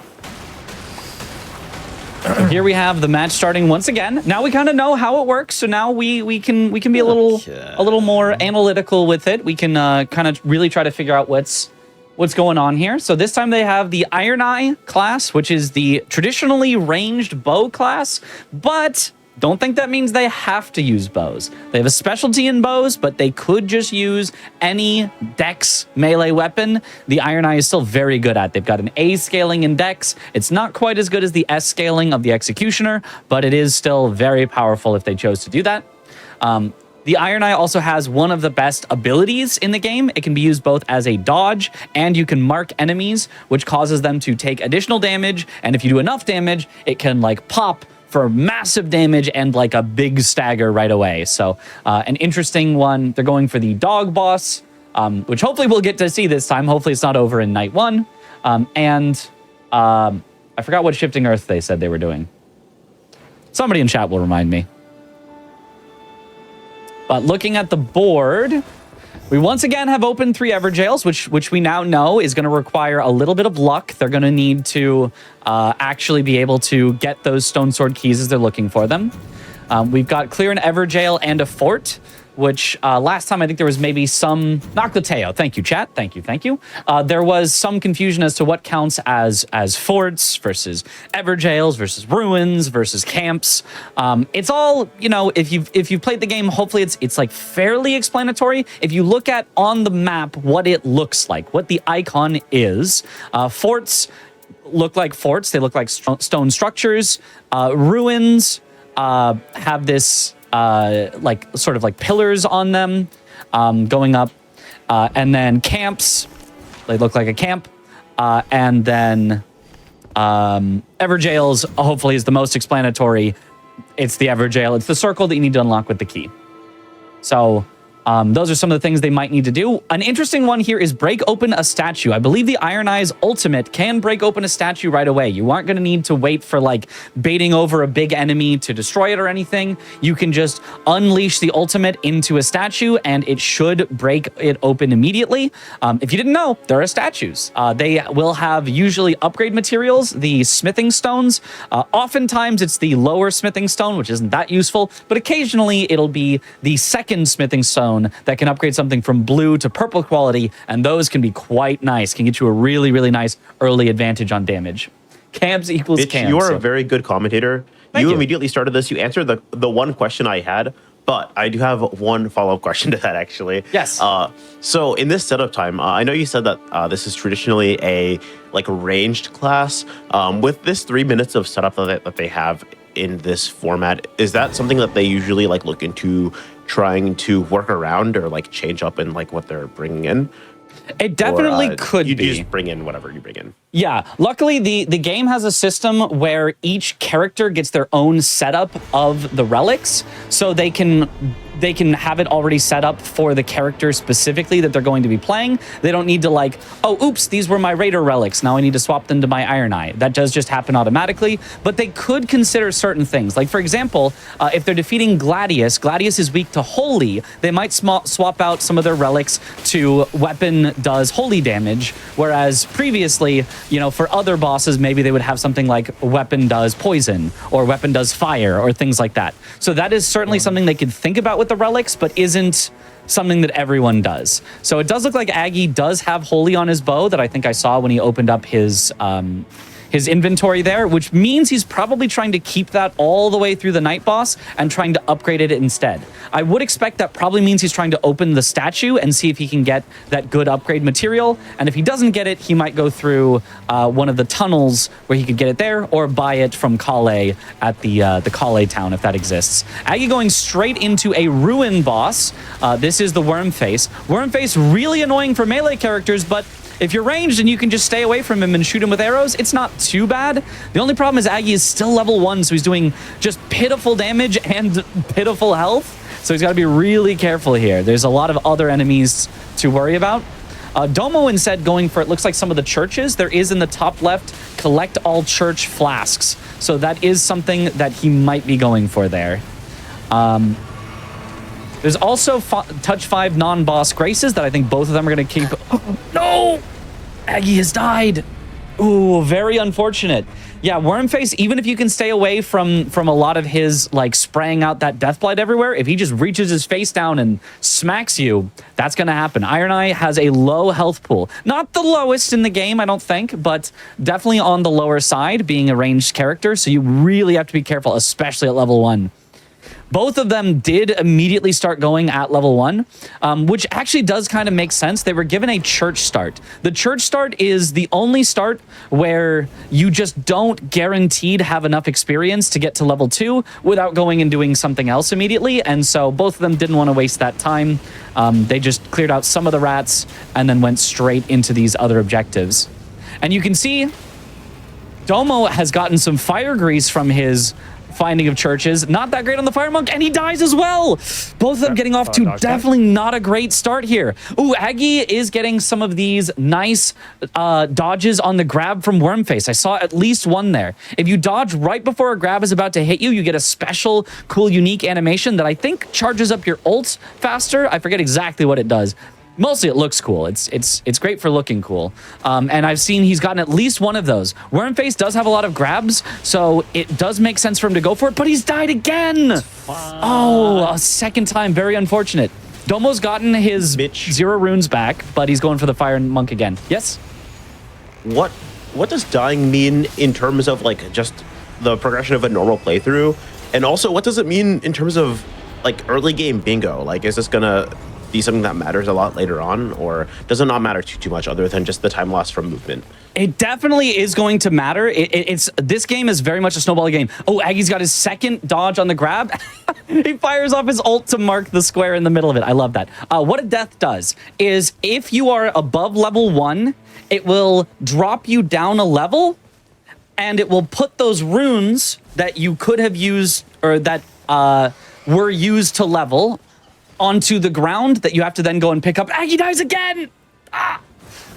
So you have to go pick them back up. So basically, since they were at level 1, they dropped 0 runes, so it really didn't matter that much. But this game is very snowbally, so just losing a bit of time at the start not only means, oh no, I might have missed out on one square, it also means I'm lower level and I will do everything else for the entire rest of the game slower. So just being a higher level is going to make a...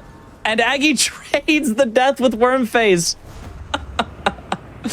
Well, at least he got him. At least he got him. Oh, man. Anyway. Okay, so Domo here clearing out the initial camp here. I wonder if he's just doing this for runes or if there's a... and he died. Well, this is quite the start. What is happening? you know, maybe Iron Eye just isn't their specialty here. They are definitely both struggling with this low health and not getting to level 2 at the start. I think if either of them had gotten to level 2 at the start, they probably would have not died at least 1 or 2 more times, which would have put them at probably a large advantage at this point. So both of them tried to rush it and unfortunately was not a great choice for them. Aggie had some options for some melee weapons, but chose instead to just go for increasing his resistances. I probably would have swung that rusty anchor around. But Domo trying to get back his runes here, as well as clearing out this little camp of enemies. And he might just be doing this for runes. Because looking at... Ooh, Aggie might be going for acquire 3 passive boss buffs in a row because he took that passive boss buff. But now Domo with his ult up did break open a statue, has claimed that early one. Nice job. And now let's see what he gets. He got lucky. He got the smithing stone 2. That is an excellent thing to find. So now he can have an epic weapon as long as he goes to any of the calles where he can buy a smithing stone 1. Those also have a forge, and he could be level 1 with an epic weapon. That would be, you know, a really, really strong start for him. He's now also up to level 3, but Aggie has now gotten to level 4. Domo, despite getting the first boss kill, dying after that has cost him a lot of time, and now he is maybe a little bit behind. Yeah, I know that if I'm like in this situation in game, I'm probably at least feeling a little bit confident that I'm not the only one having a bad time because there's only 2 squares marked and like not much could have happened. You know what I mean? Mm-hmm. Like if I died like 2 or 3 times and the board still looks like this, I'm feeling a little good about myself personally. Mm-hmm. Now, I do think that Domo there made a little bit of a mistake. I think he forgot that he wanted to buy the smithing stone 1 and he leveled up too many times, but it's okay. He got a little more runes and he's upgraded his weapon to purple. So there we have it. Despite only being level 3, Domo should be doing massive damage at this point. He's still going to be very, very squishy, but that epic weapon is going to make a huge, huge difference on this. Aggie clearing out his 2nd ruin here with another Wormface. Oh, but Domo has gotten his 5th non-boss grace. So Domo taking an early 3-1 lead on the squares here. Aggie having a tough time of it. He's having to run away from this Wormface that he almost had cleared because the rain is closing in. It looks like he's going to try to take him out from range here, but I think the Wormface is going to reset. Yeah, he's resetting. Yeah, no, there's no way he's going to be able to clear it. He's going to have to do that day 2 then. Very, very unfortunate. Or he's going to have to run back into the rain. He's healing up. He might be going for it. Aggie... It might be a bow, but bows do not do very much damage if you are far enough away. Domo, on the other hand, going for a field boss here, the golden hippopotamus. And you can just see he is chunking that golden hippo. He's only level 3. Oh my goodness, look at that damage from Domo. Oh my. Absolutely shredding through its health. Yeah, Domo, I would say, is off to a huge, huge start in this one. Hopefully it won't end in day 1 again, but...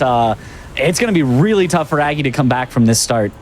Ooh, a great stars that he could get, and he does take it. It gives glint blades as well. He's now going for that melee Iron Eye. I love this decision from Domo. Now, he's kind of giving up on using his purple weapon, so maybe that's not so great, but those giant glint blades are huge. He could even just put that weapon in the offhand to get the glint blades while then firing with his bow in the main hand, and that would actually work. But yeah, adding even more damage onto his already amazing start.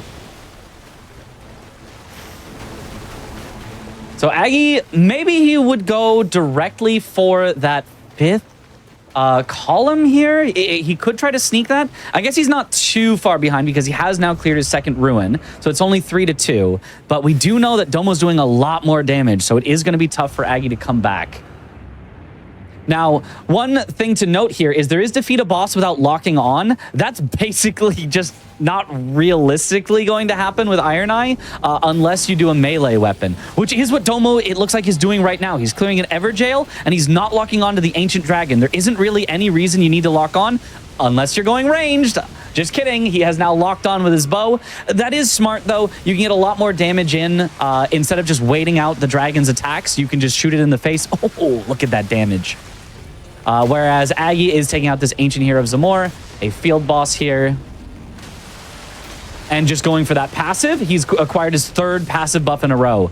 Nice job by Aggie, just taking those really early. This does mean he's still very starved for weapons, though. Aggie's still rocking that just regular white bow. It's really not cutting it. You can see Domo shredded through one of the tankiest bosses that you can find in Nightreign, this Ancient Dragon, as fast as Aggie could get through like this little field boss. So it is really, really a big advantage for Domo right now, even if the square lead is currently 3-3.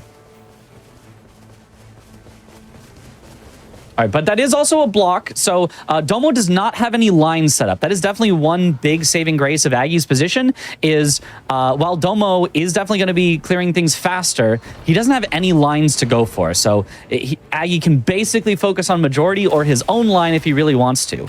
So Aggie does actually have kind of the better board positioning, even if I do expect that Domo will be able to start, you know, bang, bang, bang, getting squares done.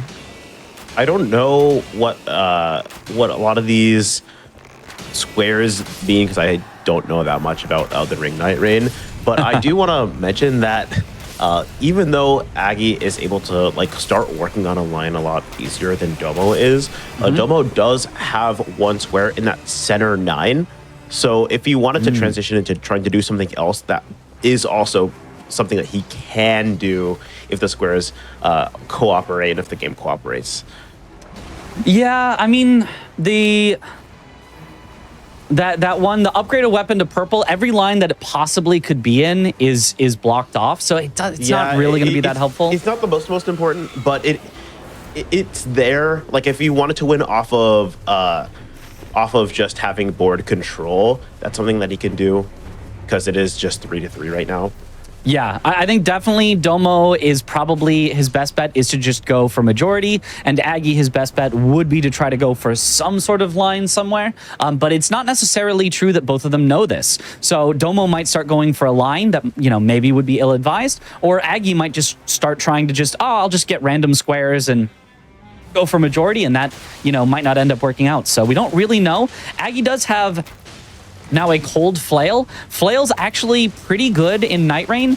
In base Elden Ring, I didn't really like them, but in Nightreign, it's pretty decent, especially it's got the bleed, it's got the frost. Those are some really, really powerful statuses to get. And Aggie actually may be taking down this Knight's Cavalry faster than Domo, or at least at a kind of a similar speed, because melee weapons do have a good advantage on damage over ranged weapons most of the time. Domo actually, in fact, leaving the Knight's Cavalry and just heading in, I think, towards the final closing of the night. Ooh, and Aggie has done defeat a boss without locking on. Aggie now actually has the square lead, 4-3. An interesting development. Domo definitely had that early lead, but hasn't been able to do too much with it.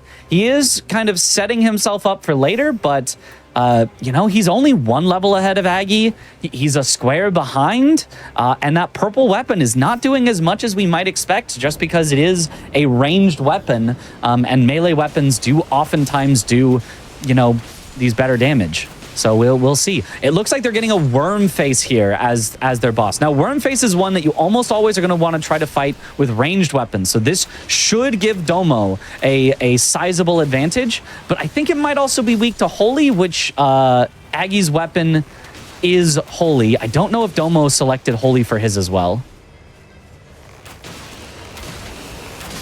Yeah, pretty much anytime that you can get a double status, it's a good weapon, that's for sure. Sometimes you can get triple status, but not on weapons that spawn out in the world. You have to make it yourself. Okay, Domo has opened up his inventory, and in fact, yes, he does have Holy on his bow as well. So Domo should just be able to take out this worm face faster. They're both just waiting for the circle to close in enough that it spawns, and here it comes in. The third worm face for Aggie. Yeah, Aggie definitely doing the worm face seed. Oh, Domo is actually going for melee to start. And he's probably going to back out once the Deathblight gets too built up. Oh, he's just going for it. Domo, that's very scary. Oh, my. Oh, one tick away from death.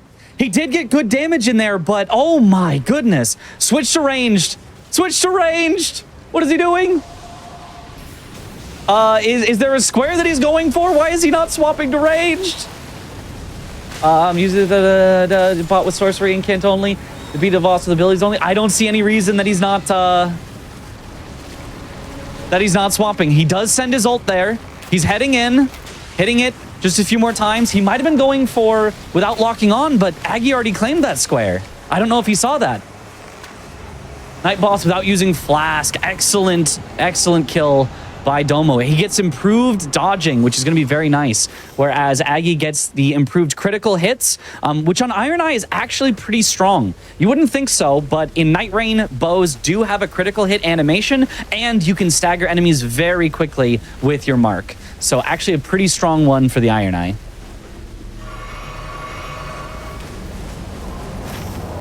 Okay, but this does also mean that now, tied up, 4-4. It's all about how much progress do they have on things on the map and how fast can they go from here. This is a very, very close one. Domo finishing off the Knights Cavalry. Excellent, which is an overworld boss. Ooh, he's already got his first overworld boss on day 2. It does say specifically day 2. So he might have even intentionally left with it at low health just so that he could finish it off in day 2. Very smart. Not something that I thought of. I thought he was just running to get into the circle, but I think he was leaving it specifically for day 2. Excellent, excellent play by him. Smarter than the commentator, for sure. Yeah, I feel like a lot of like bingos like this have a lot of like setup. If the time is going to be passing like automatically anyways, there's a lot of things you can do to set up squares later. So like if by the time the other person would think about it, you've already gotten most of the way there, right? Mm-hmm. I think that is something that is very, it comes from very good players, I'll say. Yeah, it's one of those that if you're starting out, you just kind of like rush things and you just kind of do things. But yeah, once you really have that mindset and once you've got some practice with it, and keep in mind, this is like the first week they've been doing this, and Domo already has this instinct to like set up for these squares to get himself in there later. So very, very smart from him. He's already got his second overworld boss, but Aggie has fired back with collecting all the church flasks. Aggie once again with that slight square lead. So he had to run all the way around the map for this. Domo is 2 levels ahead, which should not be discounted. But that level lead, once you get past level 12, the level 13, 14, and 15 don't matter all that much. So that level lead is going to make less and less of a difference as we go on through the game. But there is also a square on the board in the bottom right to reach level 13. Domo does have 2 levels of advantage getting there. Aggie going for an ulcerated tree spirit. It looks like he's going for overworld bosses as well, but there is simply no way he's going to beat Domo, who had that setup. Domo going for his 3rd overworld boss, Loretta, here. So this is a bit of a longer one, but it is right next to Noclateo, and I believe is guaranteed or almost guaranteed or very likely to give a legendary weapon. So something that is really awesome to have and awesome to see. So possibly getting even further ahead on the damage with it, depending on what weapon he might get. Also, the diagonals are totally open right now, but the only line that Domo can possibly go for, it looks like it's column 1, because everything else has a blue square in it already. Mm-hmm. So if you really wanted to commit to a line, it would have to be that one or one of the diagonals, which, like I said, are completely open, right? Absolutely. So. It doesn't seem like either of them is really going for a line. Aggie is going for a tree boss here, but he did unfortunately die. But so did Domo. They both died. It's a mirror of the start of the match. you know, it is just one of those things that you have to be aware of if you're playing Iron Eye. Like, Iron Eye is a very, very strong class, is able to really, really pump some of that damage with keeping the mark up and with just like, you know, even if the boss runs away, you can just keep pelting it with arrows, but it is so squishy and so easy to die, even at relatively high levels. So Domo has now completed his 3rd overworld boss, marks that square, brings it back to even 5-5, but Aggie does have a tree boss now. I think it's only his 1st. Yeah, he's not marking it now, so that's got to be only his 1st, but Aggie does have a little bit of setup there. Are you really trying to decide what he's got there? Okay, Domo might be heading straight into Noclateo. There is absolutely some things to do in Noclateo. There's kill both floating Estelles in the city. That's on the middle left. There's kill both Black Knife Assassins in the city, directly next to it. There is dupe your starter weapon in the city in the top left. So a lot of squares on that left-hand side that Domo could go for just by being in the city this early. Outside of that, he's at level 11, but Aggie's only behind by 1 level at 10. He could also get level 13 here pretty darn quickly in the city. If he goes for, honestly, either of those squares first, the floating Estelles or the Black Knife Assassins, those might be enough to get him to 13 and get him kind of a 2-for-1 there. Killing the Estelles, a great point, chat. Killing the Estelles is easier as Iron Eye because they are floating. They're not very easy to hit with melee. And so being an Iron Eye and just having the ability to shoot them with your starter bow that he's upgraded to Epic is going to be a great boon to his speed in getting these as well. Aggie's still definitely not in the city, though, so he's going to have to find other objectives to be able to complete, but a lot of the objectives outside of the city are just a little, you know, a little spread out, a little hard to kind of do back to back, as Domo is already on the first Black Knife Assassin in the city. So I'm definitely still putting my money here on Domo at this point, but Aggie is definitely not that far behind. Aggie clearing a Sorcerer's Rise, which I think he's probably doing to try to kill a boss sorcery/incantations only. He's trying to get some good staff that he could use. Yep, he is in fact taking the staff.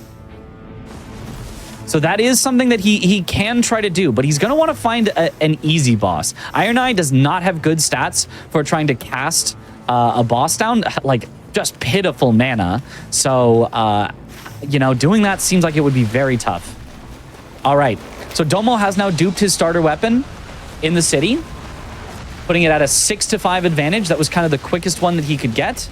And you can see, if you look in the top left of Domo's screen, there's a little arrow next to his level. That means he already has enough runes to get to level 12. Not quite enough for level 13 yet, but if he just kills 1 or 2 more bosses, he will have enough and he'll be able to get that square as well. So Domo with the 1 square lead and looking to add another 1 or 2 on the board here real quick. Aggie not going for the only sorcery here, so he's going for the Golden Hippo. I'm not entirely sure.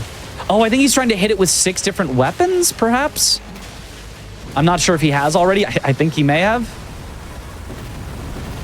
Let's see if he marks it.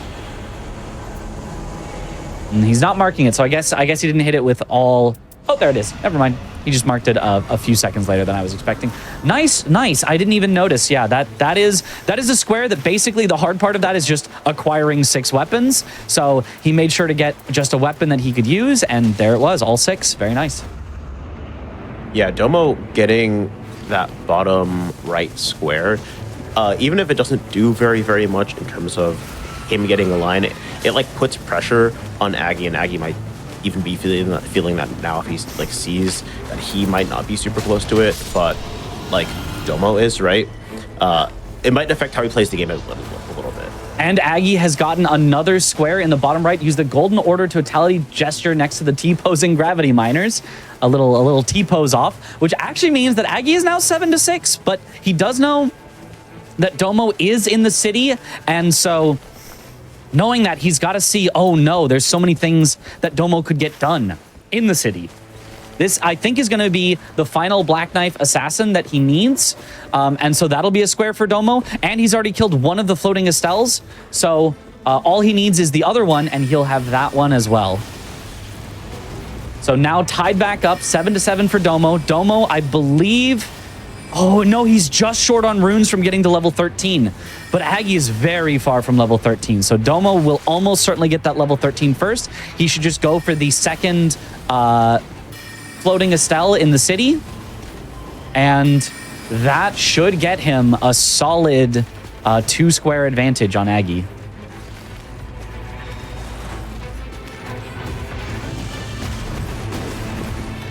All right.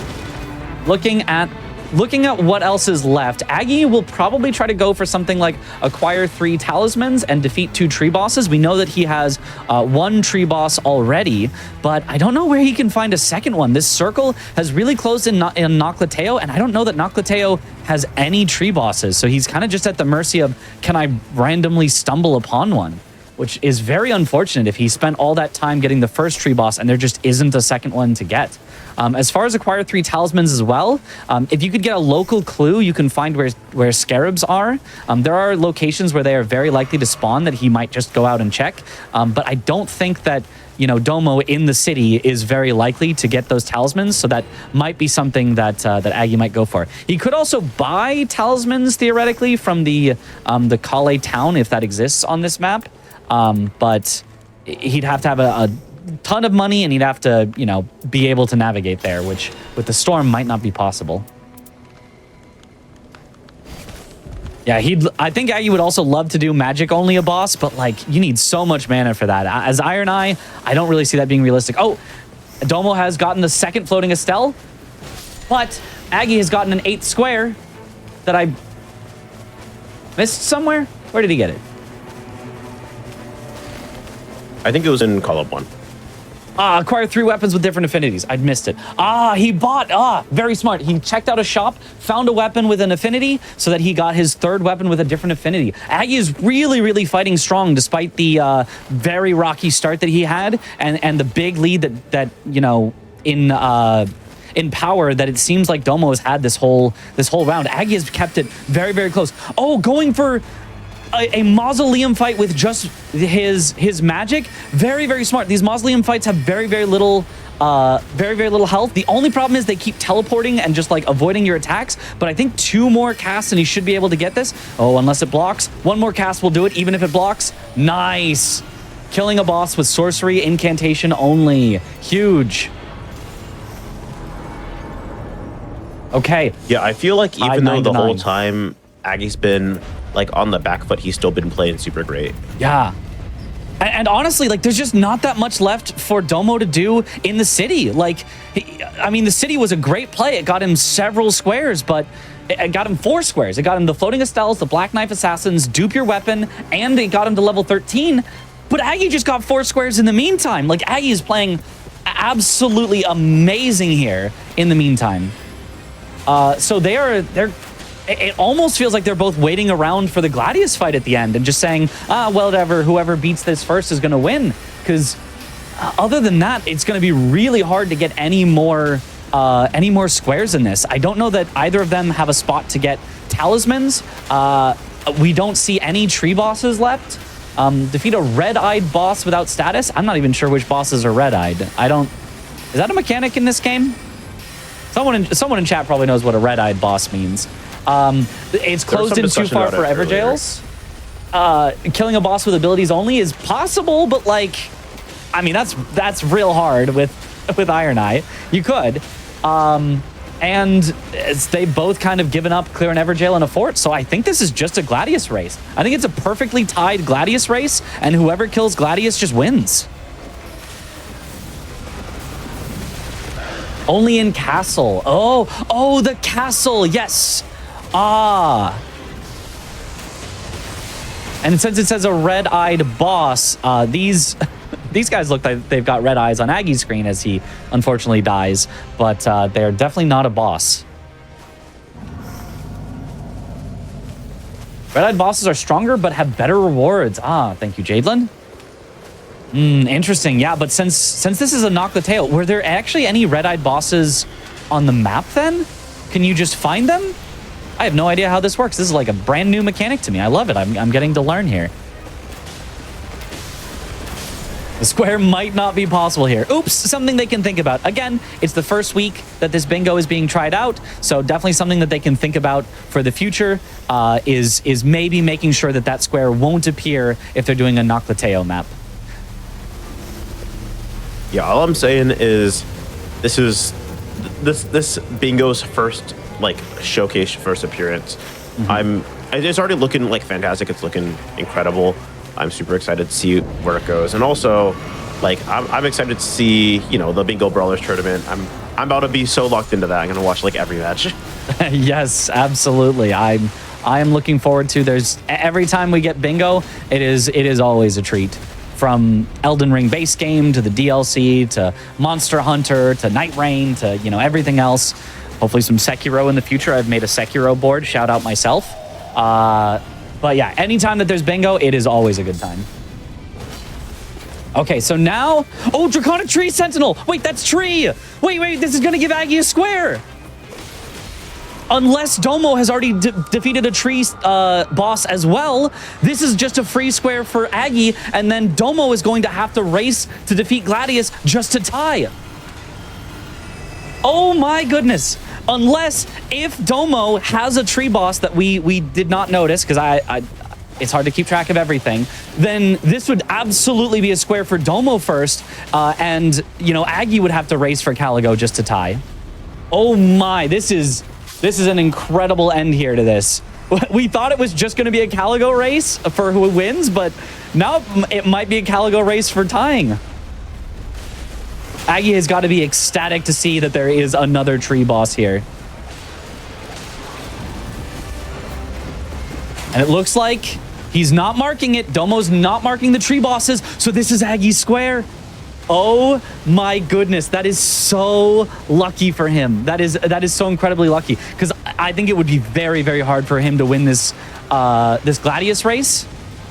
And he just doesn't have to. He can just at worst tie just by killing this tree boss.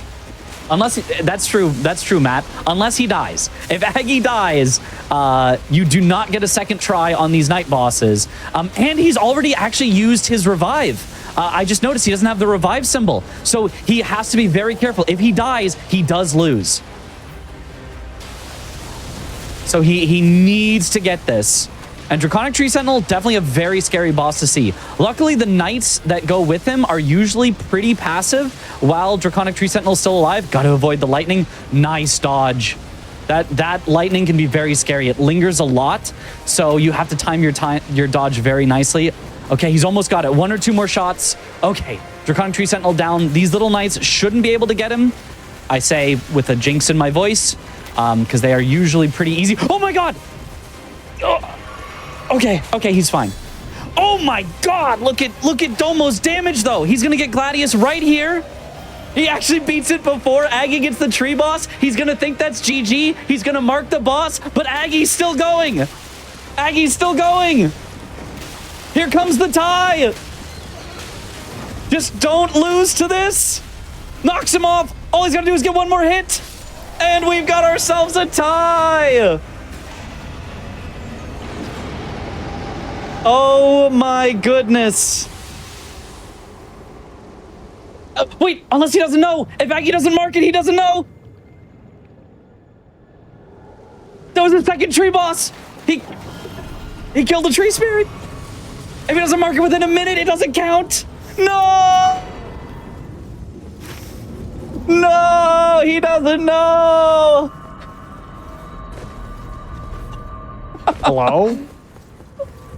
Hello. Hey. Hello, GG's. GG's. So Aggie, how many tree bosses have you killed? 1. Well, you just killed a Draconic Tree Sentinel. Oh, true. Wait, so it should be a tie. game's on, but Bismarck. it's been a minute. It's been too a minute. Oh no! Oh, That's I crazy, didn't dude. think about it. Oh my god, I could have tied. That was almost about to be the hypest tie in any bingo ever. Wow, that's so silly. I close had was given that? up at that point. Oh, really? Wait, why would you give up? I didn't realize it was a tree boss, and I was fighting the boss, and I was like, well, he's definitely going to kill Gladius for me. Wait, well, that's what I'm wondering though. Like, why? Just because like level or?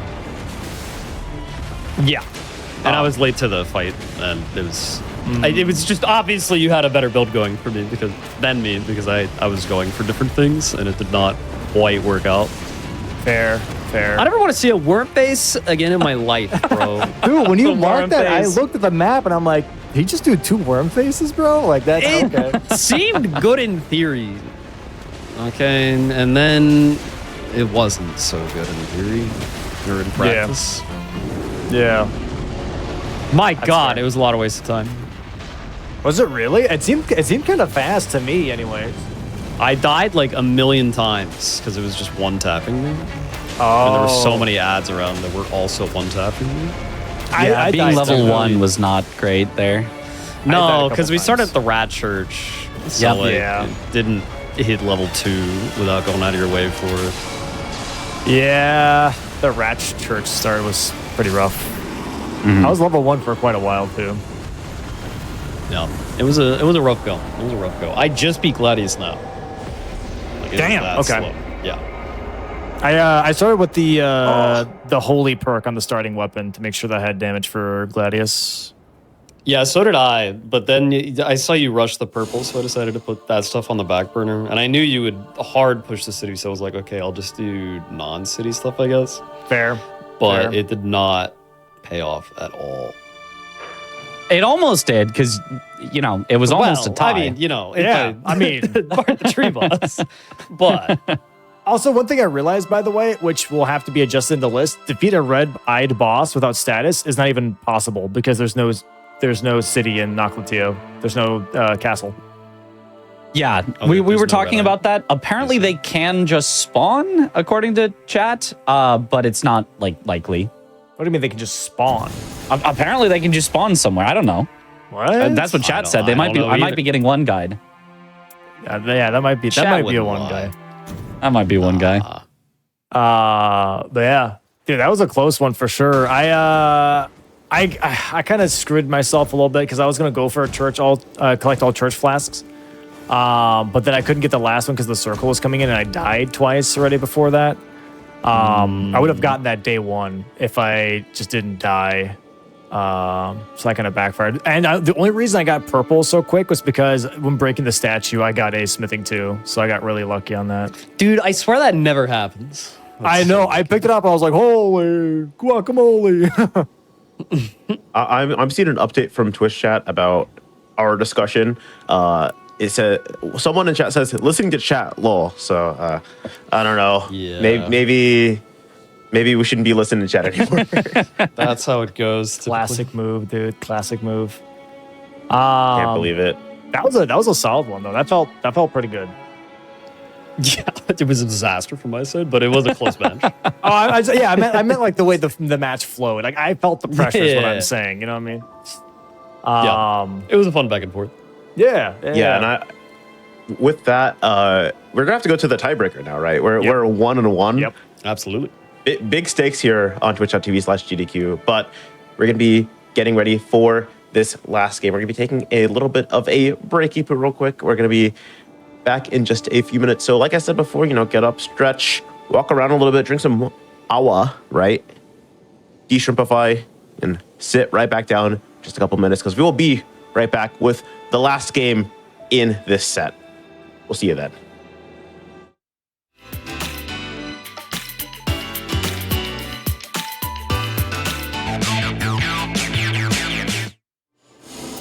Hello, everyone, and welcome back to twitch.tv/Games Done Quick. Right now, we are getting into the final game of this Nightreign Bingo Best of 3.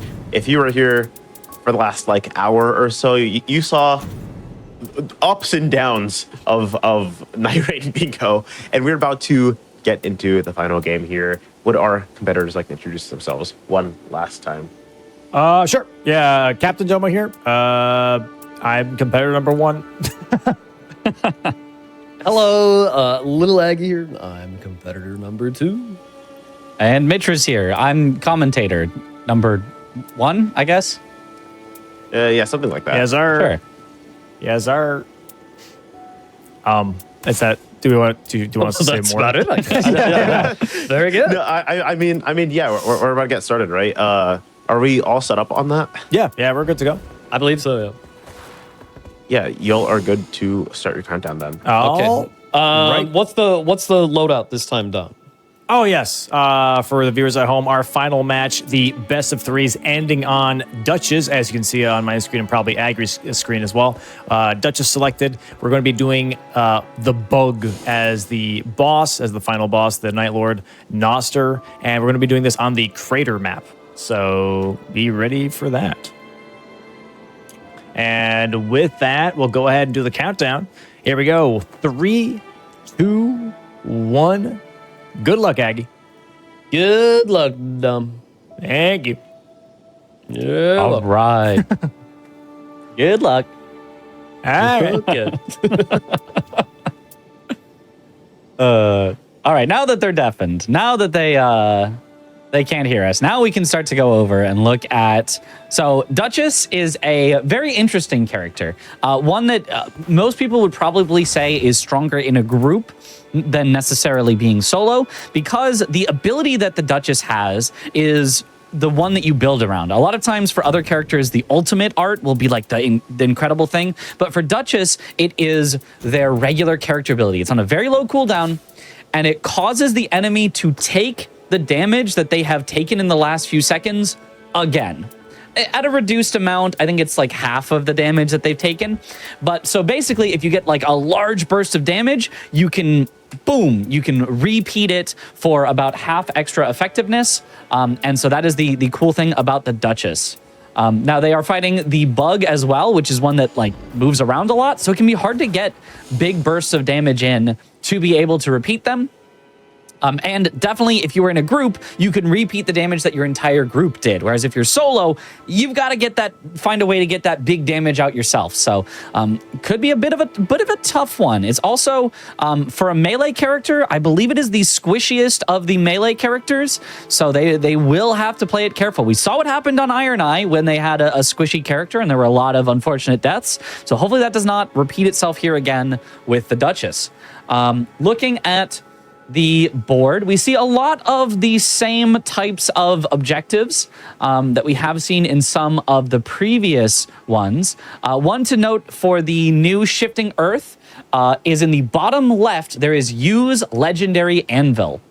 This is because in the Shifting Earth, at the bottom of it, if you defeat the final boss of the crater, there is an anvil that will make any weapon at all, automatically into legendary. Even if it was just a lowly white quality item, it'll go straight all the way up to legendary. So this does let them skip out on a lot of having to find a good weapon if they just go to the crater. This can be very powerful, but it is hard to clear the crater on day 1. If you can do it, it'll be very powerful, but more likely that's probably going to be a day 2 objective. Also in the crater area, we have colossal finger creepers that you can see in the middle right of the board. Kill 2 colossal finger creepers. That's one you wouldn't see on any board, but only on ones with the crater in it, because that way you can guarantee there are those colossal finger creepers in the crater there. Also, because they are playing as Duchess, they've got a specific square just for Duchess. Kill 10 enemies while invisible.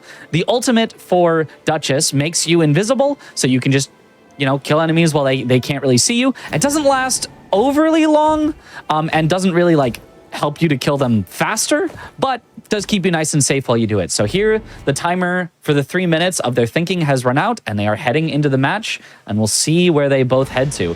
Chad is pointing out there is a skip to get to the bottom of the crater. That is true, but even just killing the magma worm at the bottom, well, magma worms are not, the hardest boss. It's pretty easy to avoid their attacks.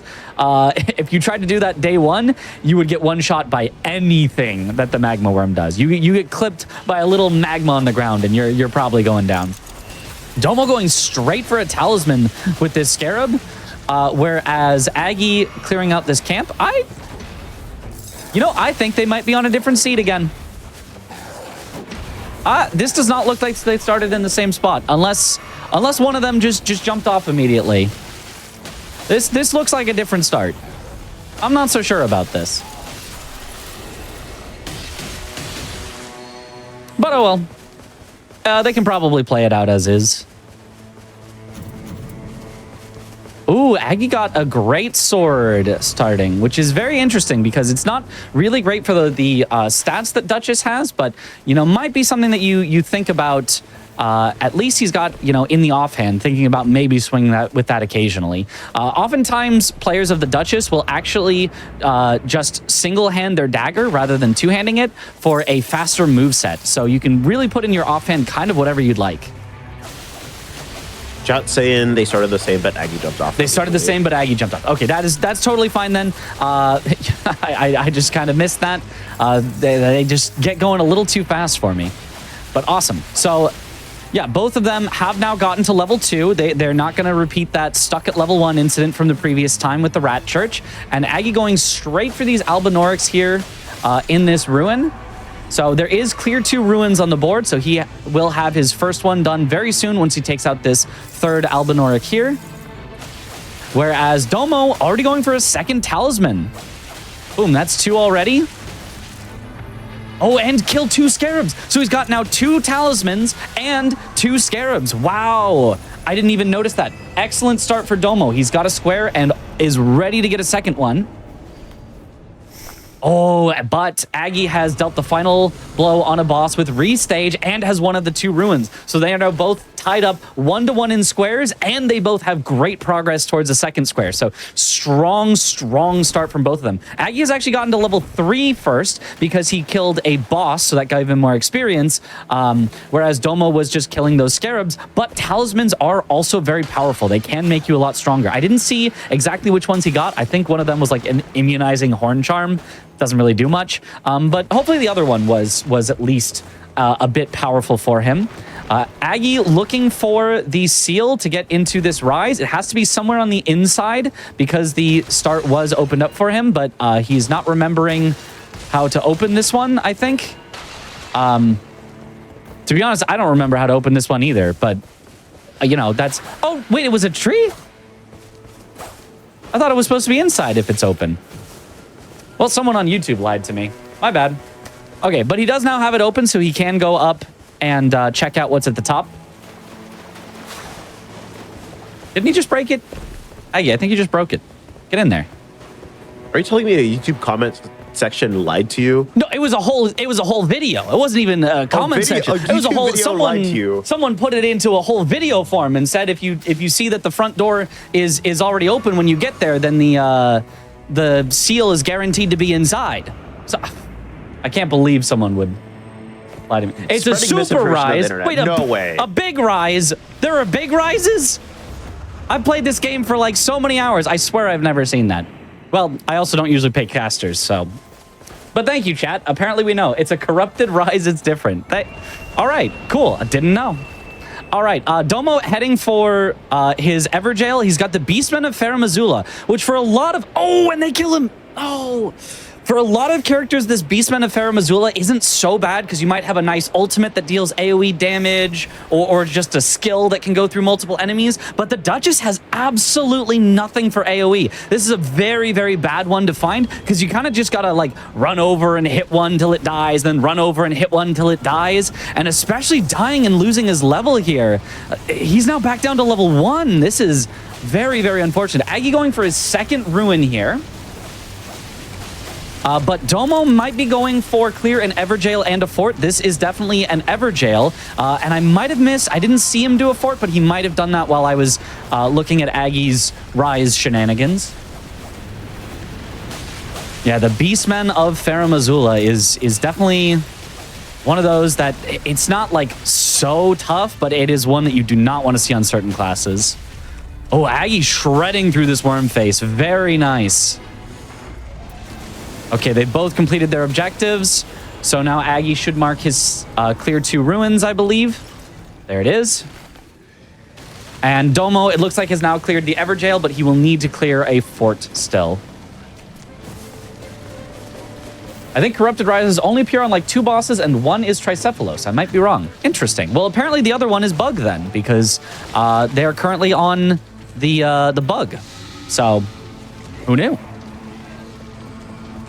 Caligo Relic is lovely on Duchess. Absolutely. They are, I think, both using the Caligo Relic that makes it so that your starting armament has the ability of Chilling Mist, which puts frost onto your dagger. And because daggers can attack very, very quickly, you can build it up very quickly with Duchess. So it's got that natural synergy, as well as when you get the frost proc on the enemy, it deals a big amount of damage that you can immediately restage to deal even more damage to the enemy. So wonderful synergy of that relic with the Duchess class. And yes, Aggie getting his revenge on those worm faces. Very nice. Ooh, and he's now gotten +2 resistance with any bolus. He checked the worm face area for those death blight resistance boluses. 2 of them. That's +2 resistance. Ooh, Domo's killing some enemies in stealth here. I'm not sure if that one counted. He was coming out of stealth as it died. I think I would count it, but you know, I'll let him decide. We don't have like an official referee in this match. But so he's getting some of those, and he's definitely clearing out the fort here, which will get him clear an Everjail and a fort. So even though Aggie is up 3-1, Domo should be right about to get a second one. Nobody gets grabbed.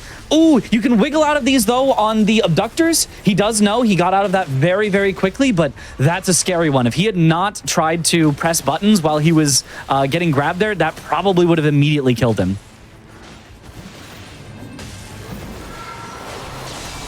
Okay, Aggie going for a 3rd ruin here. And I'm not... Let's see here. What is he going for? Oh, he might be going for defeat a boss without locking on. I see him not locking on here.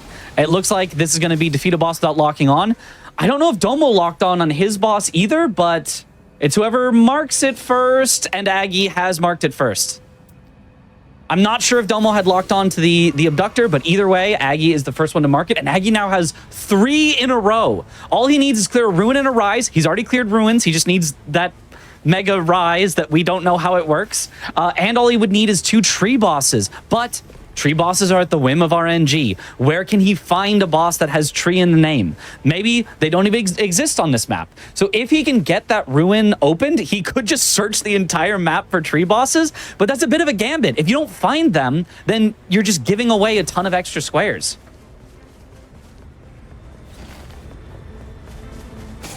Well, he was coming out of stealth, yes. I would count coming out of stealth as in stealth, probably. All right, Aggie is going for the rise. It's right above the door. Okay. Lucky this time now. He should be able to just jump up and hit it. Hopefully that is the last one for the super rise. It is. Now, I guess clearing the rise is going to be officially counted as grabbing some item from it, I guess. Whatever it is. I don't know if he even wanted that item, but he now marks it. Okay, and now...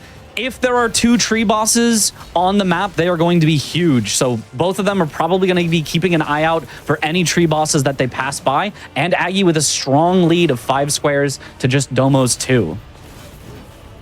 Domo going for another Everjail here. It looks like he's going for that clear 3 Everjails in the top left. And we know that he's already done at least one with the Bofa. So this might be his 2nd one, maybe his 3rd, but I don't think we missed one.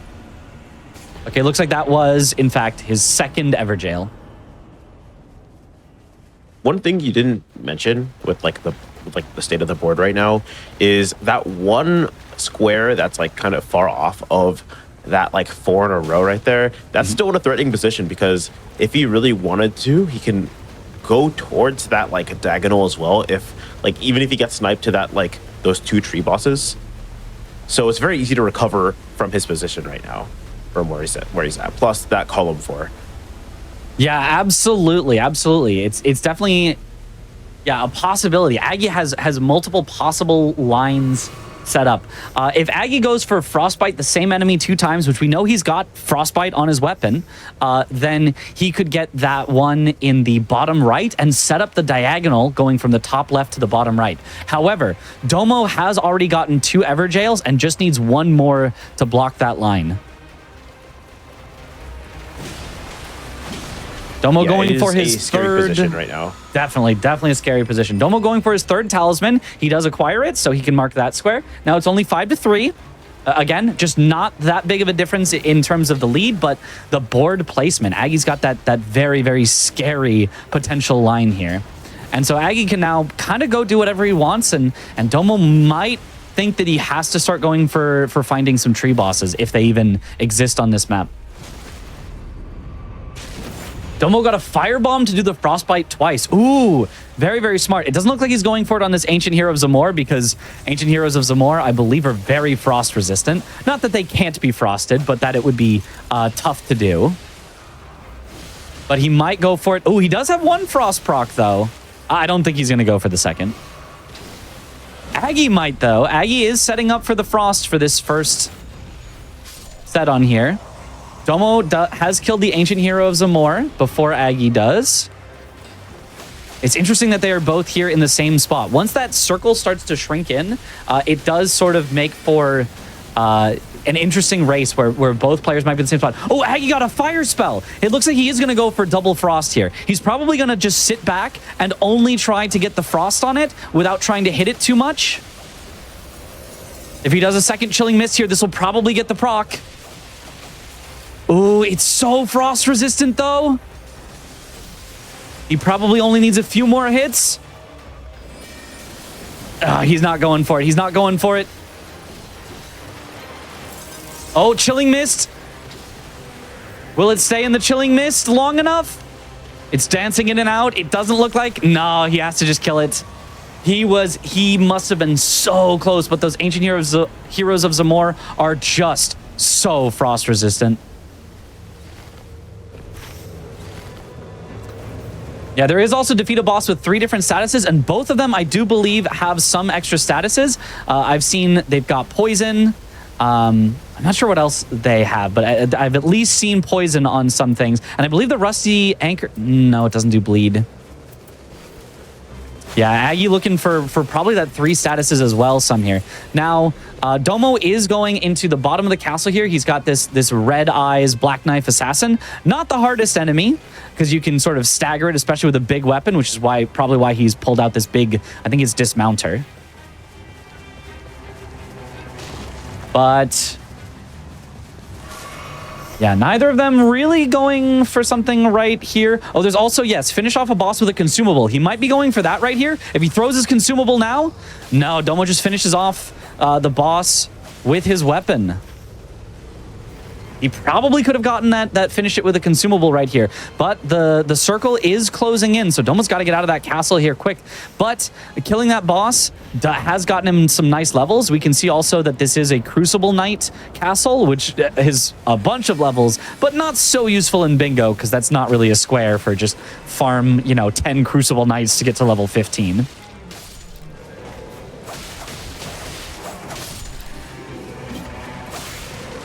All right, another interesting one that is on the board here is defeat a boss with bare fists only.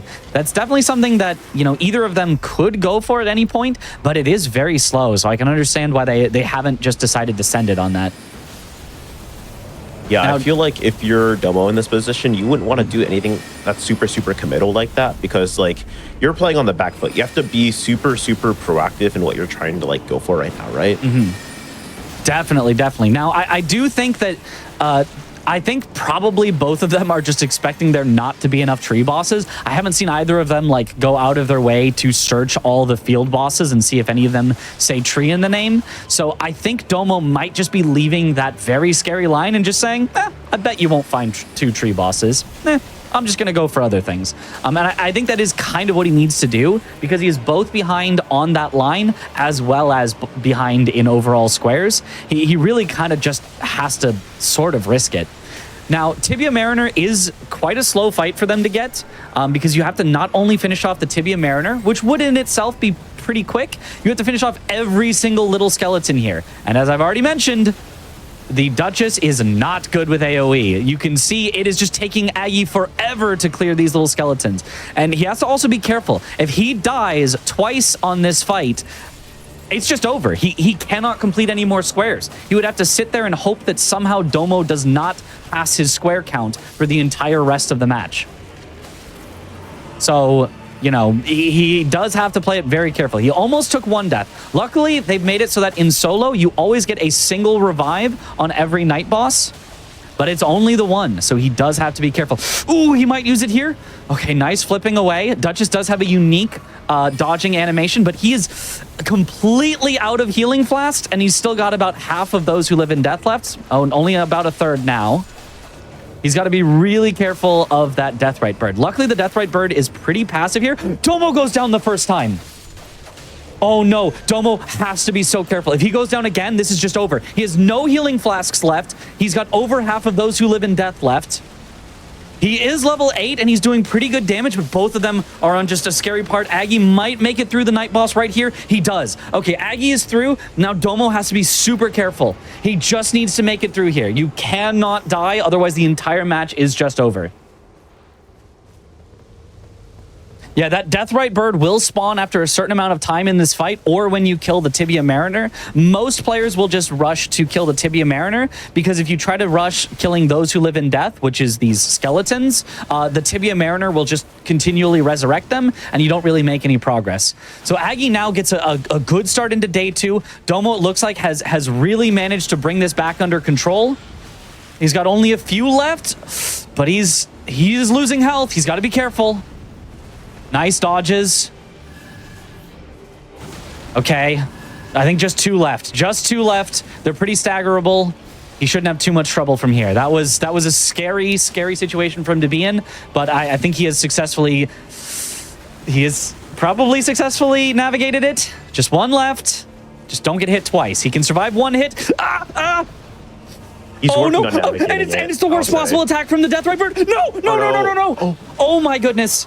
Yeah, just go invisible. Smart. Just kill it while you're invisible. Oh my god. Okay, 2 more hits. And now he just has to take out before it respawns. And he finishes with a consumable. He gets a square on top of it. Fully poised. No fear in his heart. Oh my goodness. I'll just say calculated on that. Calculated. He knew it from the start. He said, I'm getting my square here. Wow. Oh, what a finish to that fight. Whew, okay. Yeah, okay. Mitch, I think I need a new chair after that one. Yeah.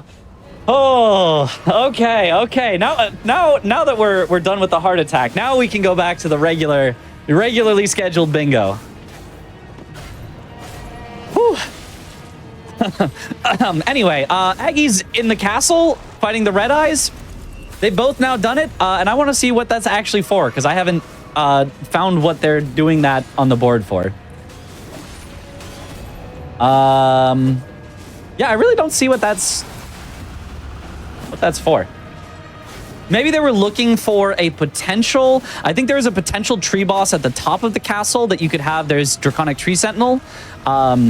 But yeah, Black Knife Assassin, not going to get that. It will possibly get them a passive buff if they want to go for 3 passive buffs in a row.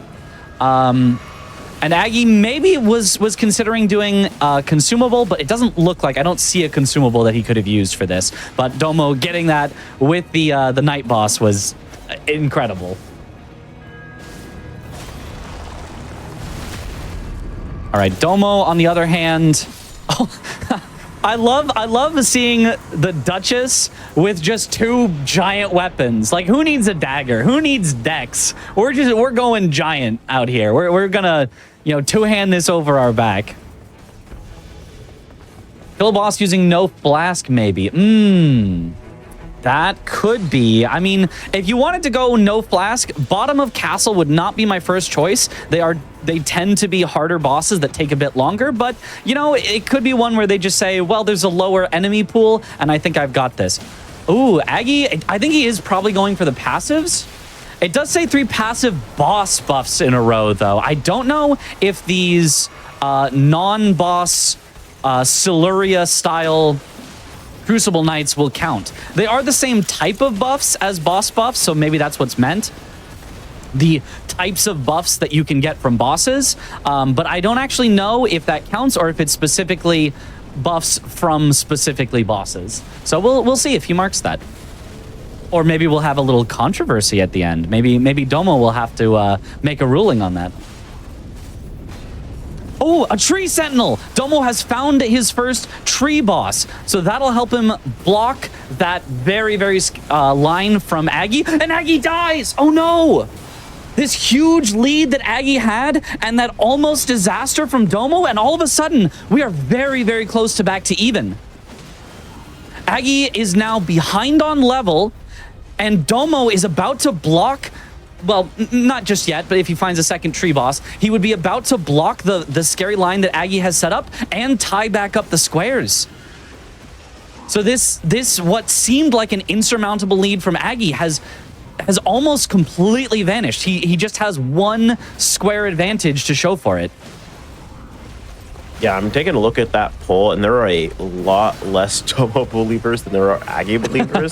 So, you know, maybe about half of chat is looking at a big, huge payout if this keeps going this way.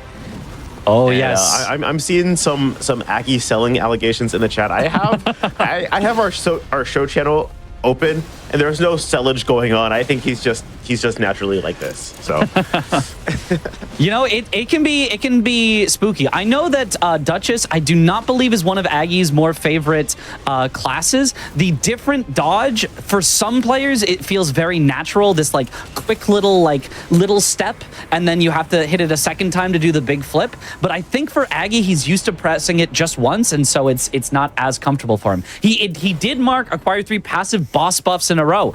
Possible controversy. We'll have to talk about it after. Because that was definitely not a boss, but it was a buff. It was certainly a buff, so we'll see.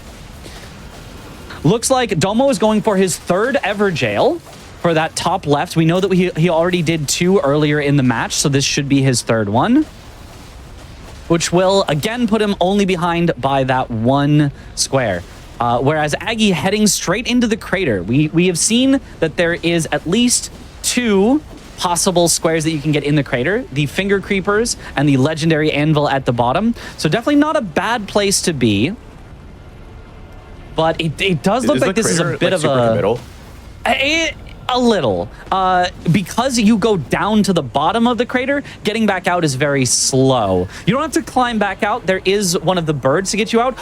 Oh, and I didn't even notice. Domo got 3 status effects on the boss. They're tied up 6-6. So now it really is anyone's game. Oh my goodness. It has just completely evened up. Domo is now ahead on level as well. But Aggie is already in the crater, which is where a lot of the remaining possible spaces to go might be.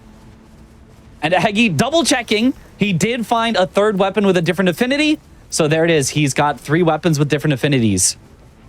That might mean, did Domo have 3 weapons with different affinities to do his 3 different statuses on a boss? No, because the frost on the dagger is technically not an affinity. Yes.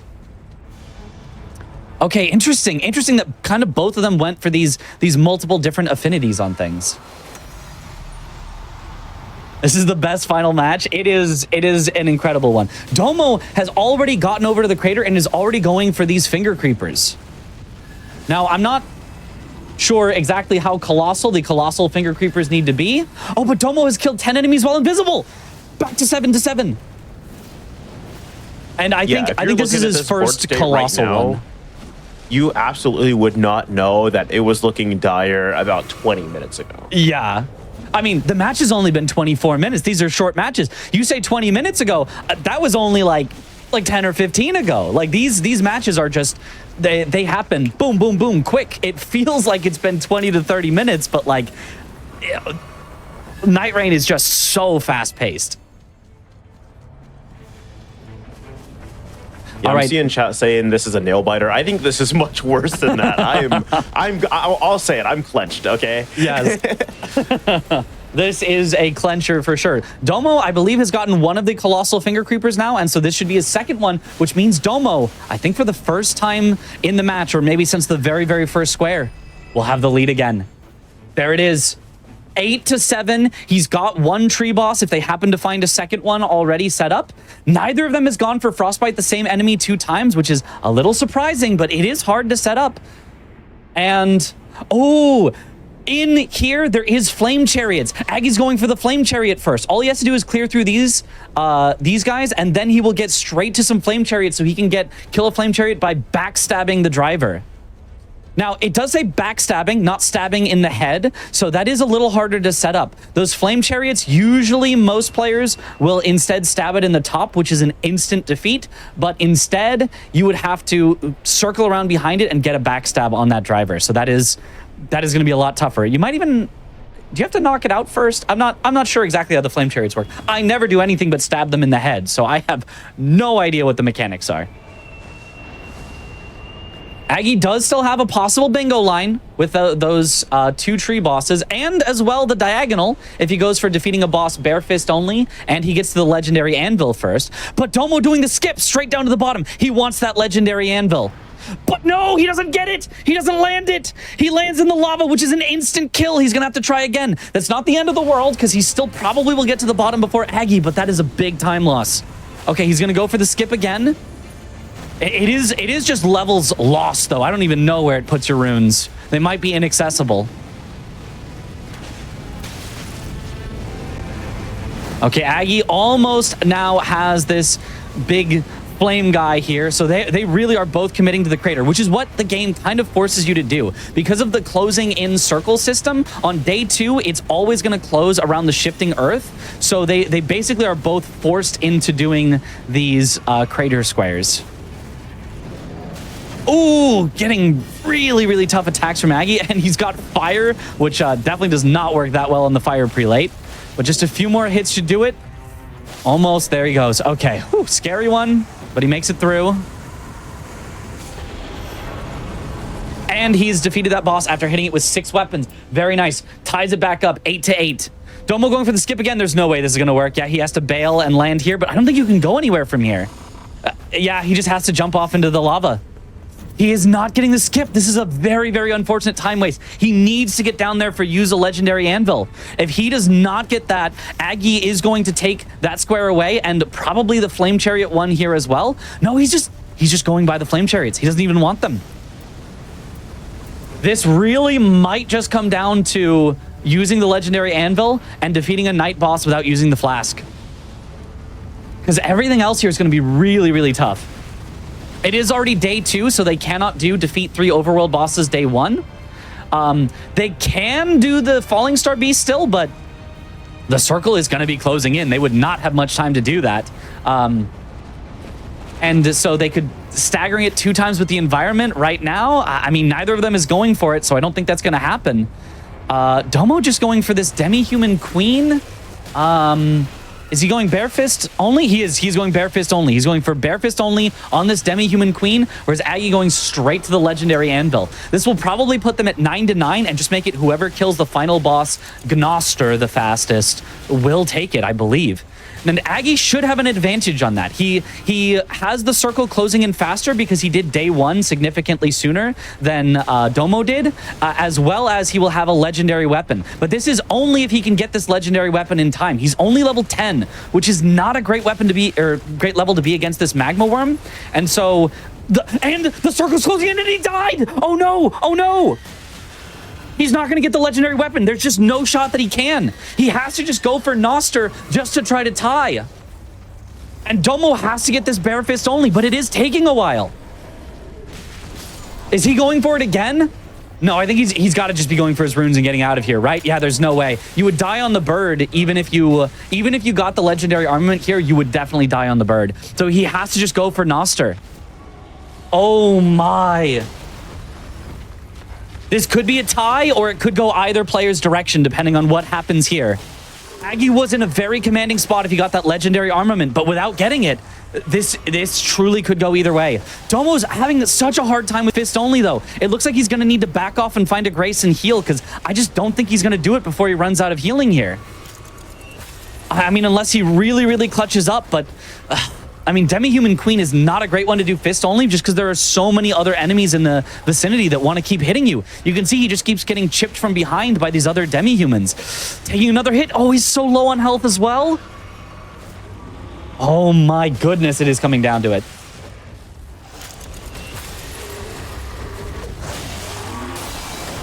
Yeah, Aggie is level 9. Domo is level 10. Aggie can level back up to level 10 with the runes he's got, but not until after the night boss, and Domo goes down! Domo goes down! Still about a third of the life left. He can go for it again. He can keep going for that fist only, but Aggie definitely has the big time advantage on Gnoster. It gets grabbed, though. He's got to make it to Noster first. They're both such low level and with just not great setups because of the things they've had to go for. Haven't lent themselves to making their characters very powerful. And as I've mentioned, the Duchess is just one that solo can be really tough. Like, it is not as though Duchess is weak solo necessarily. It's just a tough one. It's one that you can easily make a little mistake and die. And you know, it doesn't have quite as much, you know, synergy solo as it does with a big group where you can repeat everyone's damage. So yeah, it is definitely, it's a scary one for both of them. It might not even come down to who can defeat Noster first. It might come down to, can either of them even defeat Noster at this point? I was actually just about to ask that. Like, is that like a possibility where they just don't, and then is it just whoever has the most squares at that point in the game? Yeah, that would be what it would be. If neither of them can do it, then it's just a tie. We would just have 9-9 final score. You know, pack it up, take it home, go next. Because that's, then it will perpetually be 1-1 for the rest of time. Yes, it will perpetually 1.5 to 1.5. Maggie goes down. That's okay. He has a free revive. But his free revive is now down. He has to be very careful on this full-grown Falling Star Beast. And actually, wait, this is a Falling Star Beast! The Falling Star Beast square is on the table. Stagger Falling Star Beast 2 times with the environment. Aggie just got his first one. Wait! Oh, what a ridiculous boss to just get! But only if he notices. Last time he was so tunneled on the final night boss that he didn't notice that it was a tree boss. So we'll see if he notices this time. Oh my goodness. He has one environmental stagger. But Domo now getting to see that it is a Falling Star Beast as well. We'll see if maybe just he gets more charges and gets it first. Or... oh, Aggie's going for it. He's going for it. He's almost certainly setting up for it by standing behind the rock. Boom, there it is too. He marks it. Okay, now I believe at worst for Aggie, he can tie. All he has to do is defeat Noster first to guarantee the victory. And Domo just has to pray either that Aggie is very slow on this Noster kill or even that Aggie just dies and isn't able to do it. That's Domo's only hope to tie here, probably. Oh my, it is truly right down to it. Yeah, neither of them has a blunt weapon to go for. Now, I believe this full-grown Falling Star Beast is weakest to non-physical things like magic, which Aggie does have a bit of, as opposed to any physical means. And oh, you can see, yeah, that magic is chunking for sure. Oh, but you gotta be careful.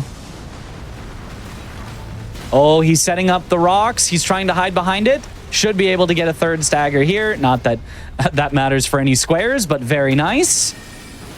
Boom, bonk. Take the riposte. And Aggie should just about have it. Okay. Just a few more hits. Restage this and it'll probably do it. Okay, but he plays it nice and safe. There it is. Oh, Domo using the Blaster, my beloved. Unfortunately, does not have its cool, unique effect in Nightreign that it does in the base game. Oh, and Aggie got to defeat a night boss without using Flask. Really? I didn't even notice. I thought he had flasked for sure. Oh, my goodness. No wonder he took that death because he was really trying not to Flask. And that should just do it. That should just do it. Domo cannot catch up but now. Unless he, I don't know, materializes a tree boss out of nowhere. Or, oh, he could defeat Noster bare fists only. He has to hope Aggie dies, and then he has to defeat Noster bare fist only. And then he could do it. Or frostbite Noster twice. Which actually, I think the frostbiting Noster twice is probably the more likely one. I was going to say, yeah, I feel like that one is more likely. Yes. So we're just hoping for a tie at this point from Domo. Yes, he is Correct? just hoping that Aggie fully dies here, and then he could have as long as he wants to get 2 frostbites on Noster, defeat him, and get the tie. I could not ask for like a more exciting game 3, honestly. Yeah, it was so back and forth, and they just kept finding ways to pull it back and then pull ahead, and oh my gosh, this has been an incredible match. Now, I don't believe that Noster is one of the ones that Aggie is super familiar with. He has done a few bosses fully hitless, but I don't think Noster was one of them, so he is going to have to play this just a little bit safe. Oh, takes a big hit there, though. Got to be careful. Don't want to use up your revives. There's his first revive. He should have at least 1 extra from a Wending Grace, but I don't know how many Wending Graces he's got in his inventory. He has to be very, very careful. Once again, the only way that he really loses here, or even just doesn't win, is if he fully goes down to Noster, so he can't claim any more squares. Unfortunately, the fire that he's shooting is just missing as well. Domo going for that frostbite, absolutely. There's his first frostbite already. I don't think he will have any problem getting 2 frostbites in by the end of the fight. And Domo, wait, actually doing very good damage. If Domo just wins the Noster race, he doesn't even have to worry about whether Aggie dies or not. Oh my, it is down to it.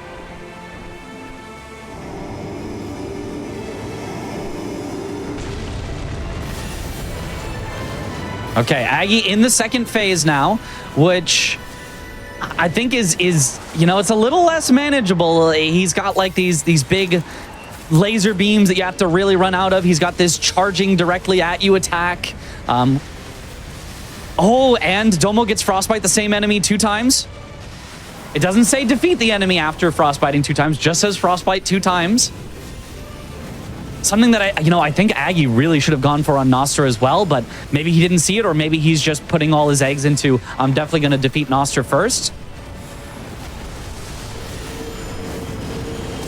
But yeah, oh, Aggie is doing a great job here. Okay, going invisible here. Smart plan, just kind of waiting out some of the bad attacks. Unfortunately, that does make Noster kind of walk away from you. But I guess that's not the worst thing when he has these fiery shots to use. But Domo has Noster already at about half health. Domo definitely has been defeating Noster faster at this point. So there's about a quarter of the boss's max health and difference between them, maybe a bit more. Oh, but Aggie getting some big damage in now. Aggie is just about out of mana, though, and he definitely seemed to be relying on that. So here is Domo's possible chance to catch up. Oh, but the big... No, Aggie's got him so low. Oh, but the big scream.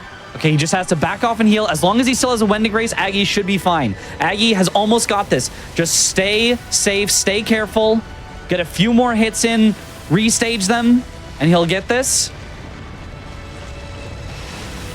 Okay, just has to dodge through this charging attack one more time. Domo does go down. There was the poison cloud on him. He took a hit in the poison cloud, was enough to take him down. This is not a full, game over yet. That's just his first death. He should have, hopefully, another revive with a Wending Grace.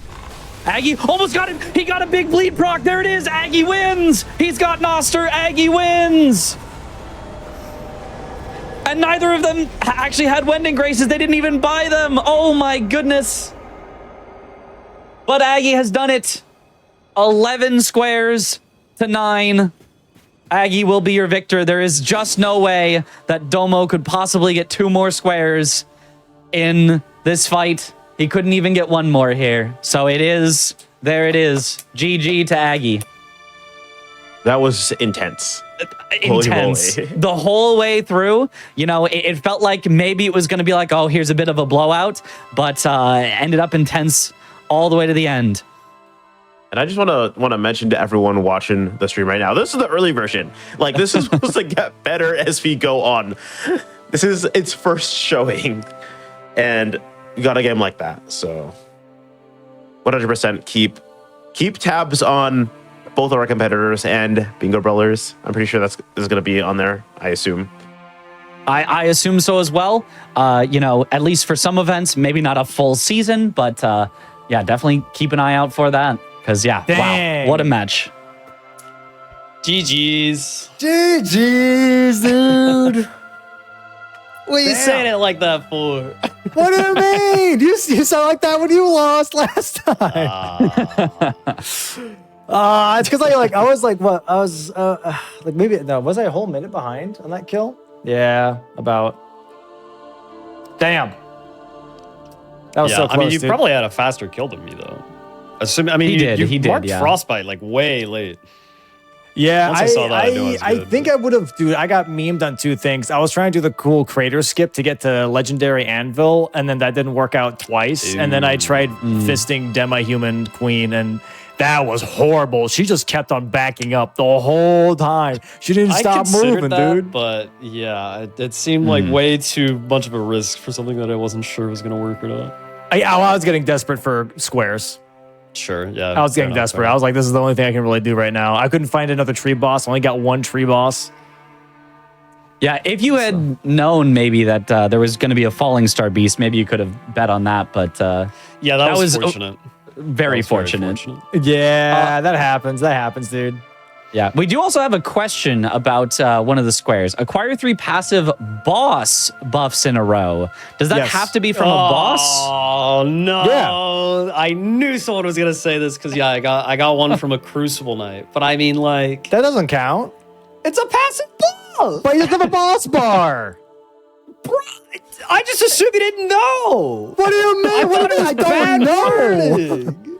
It's just bad wording. I mean, why wouldn't it be just passive buffs? Because it's too easy. Because they can just like go What do clear you a bunch mean of it's stuff. too easy? It's the same thing. It's not the same thing. All right, Dom. I have a really good idea There. to solve this debate. I still Whenever win. someone gets a buff from a not boss, just let chat decide, honestly. Yeah, yeah. Whether it counts or not. Unbelievable. If it's hyping off, then like who knows?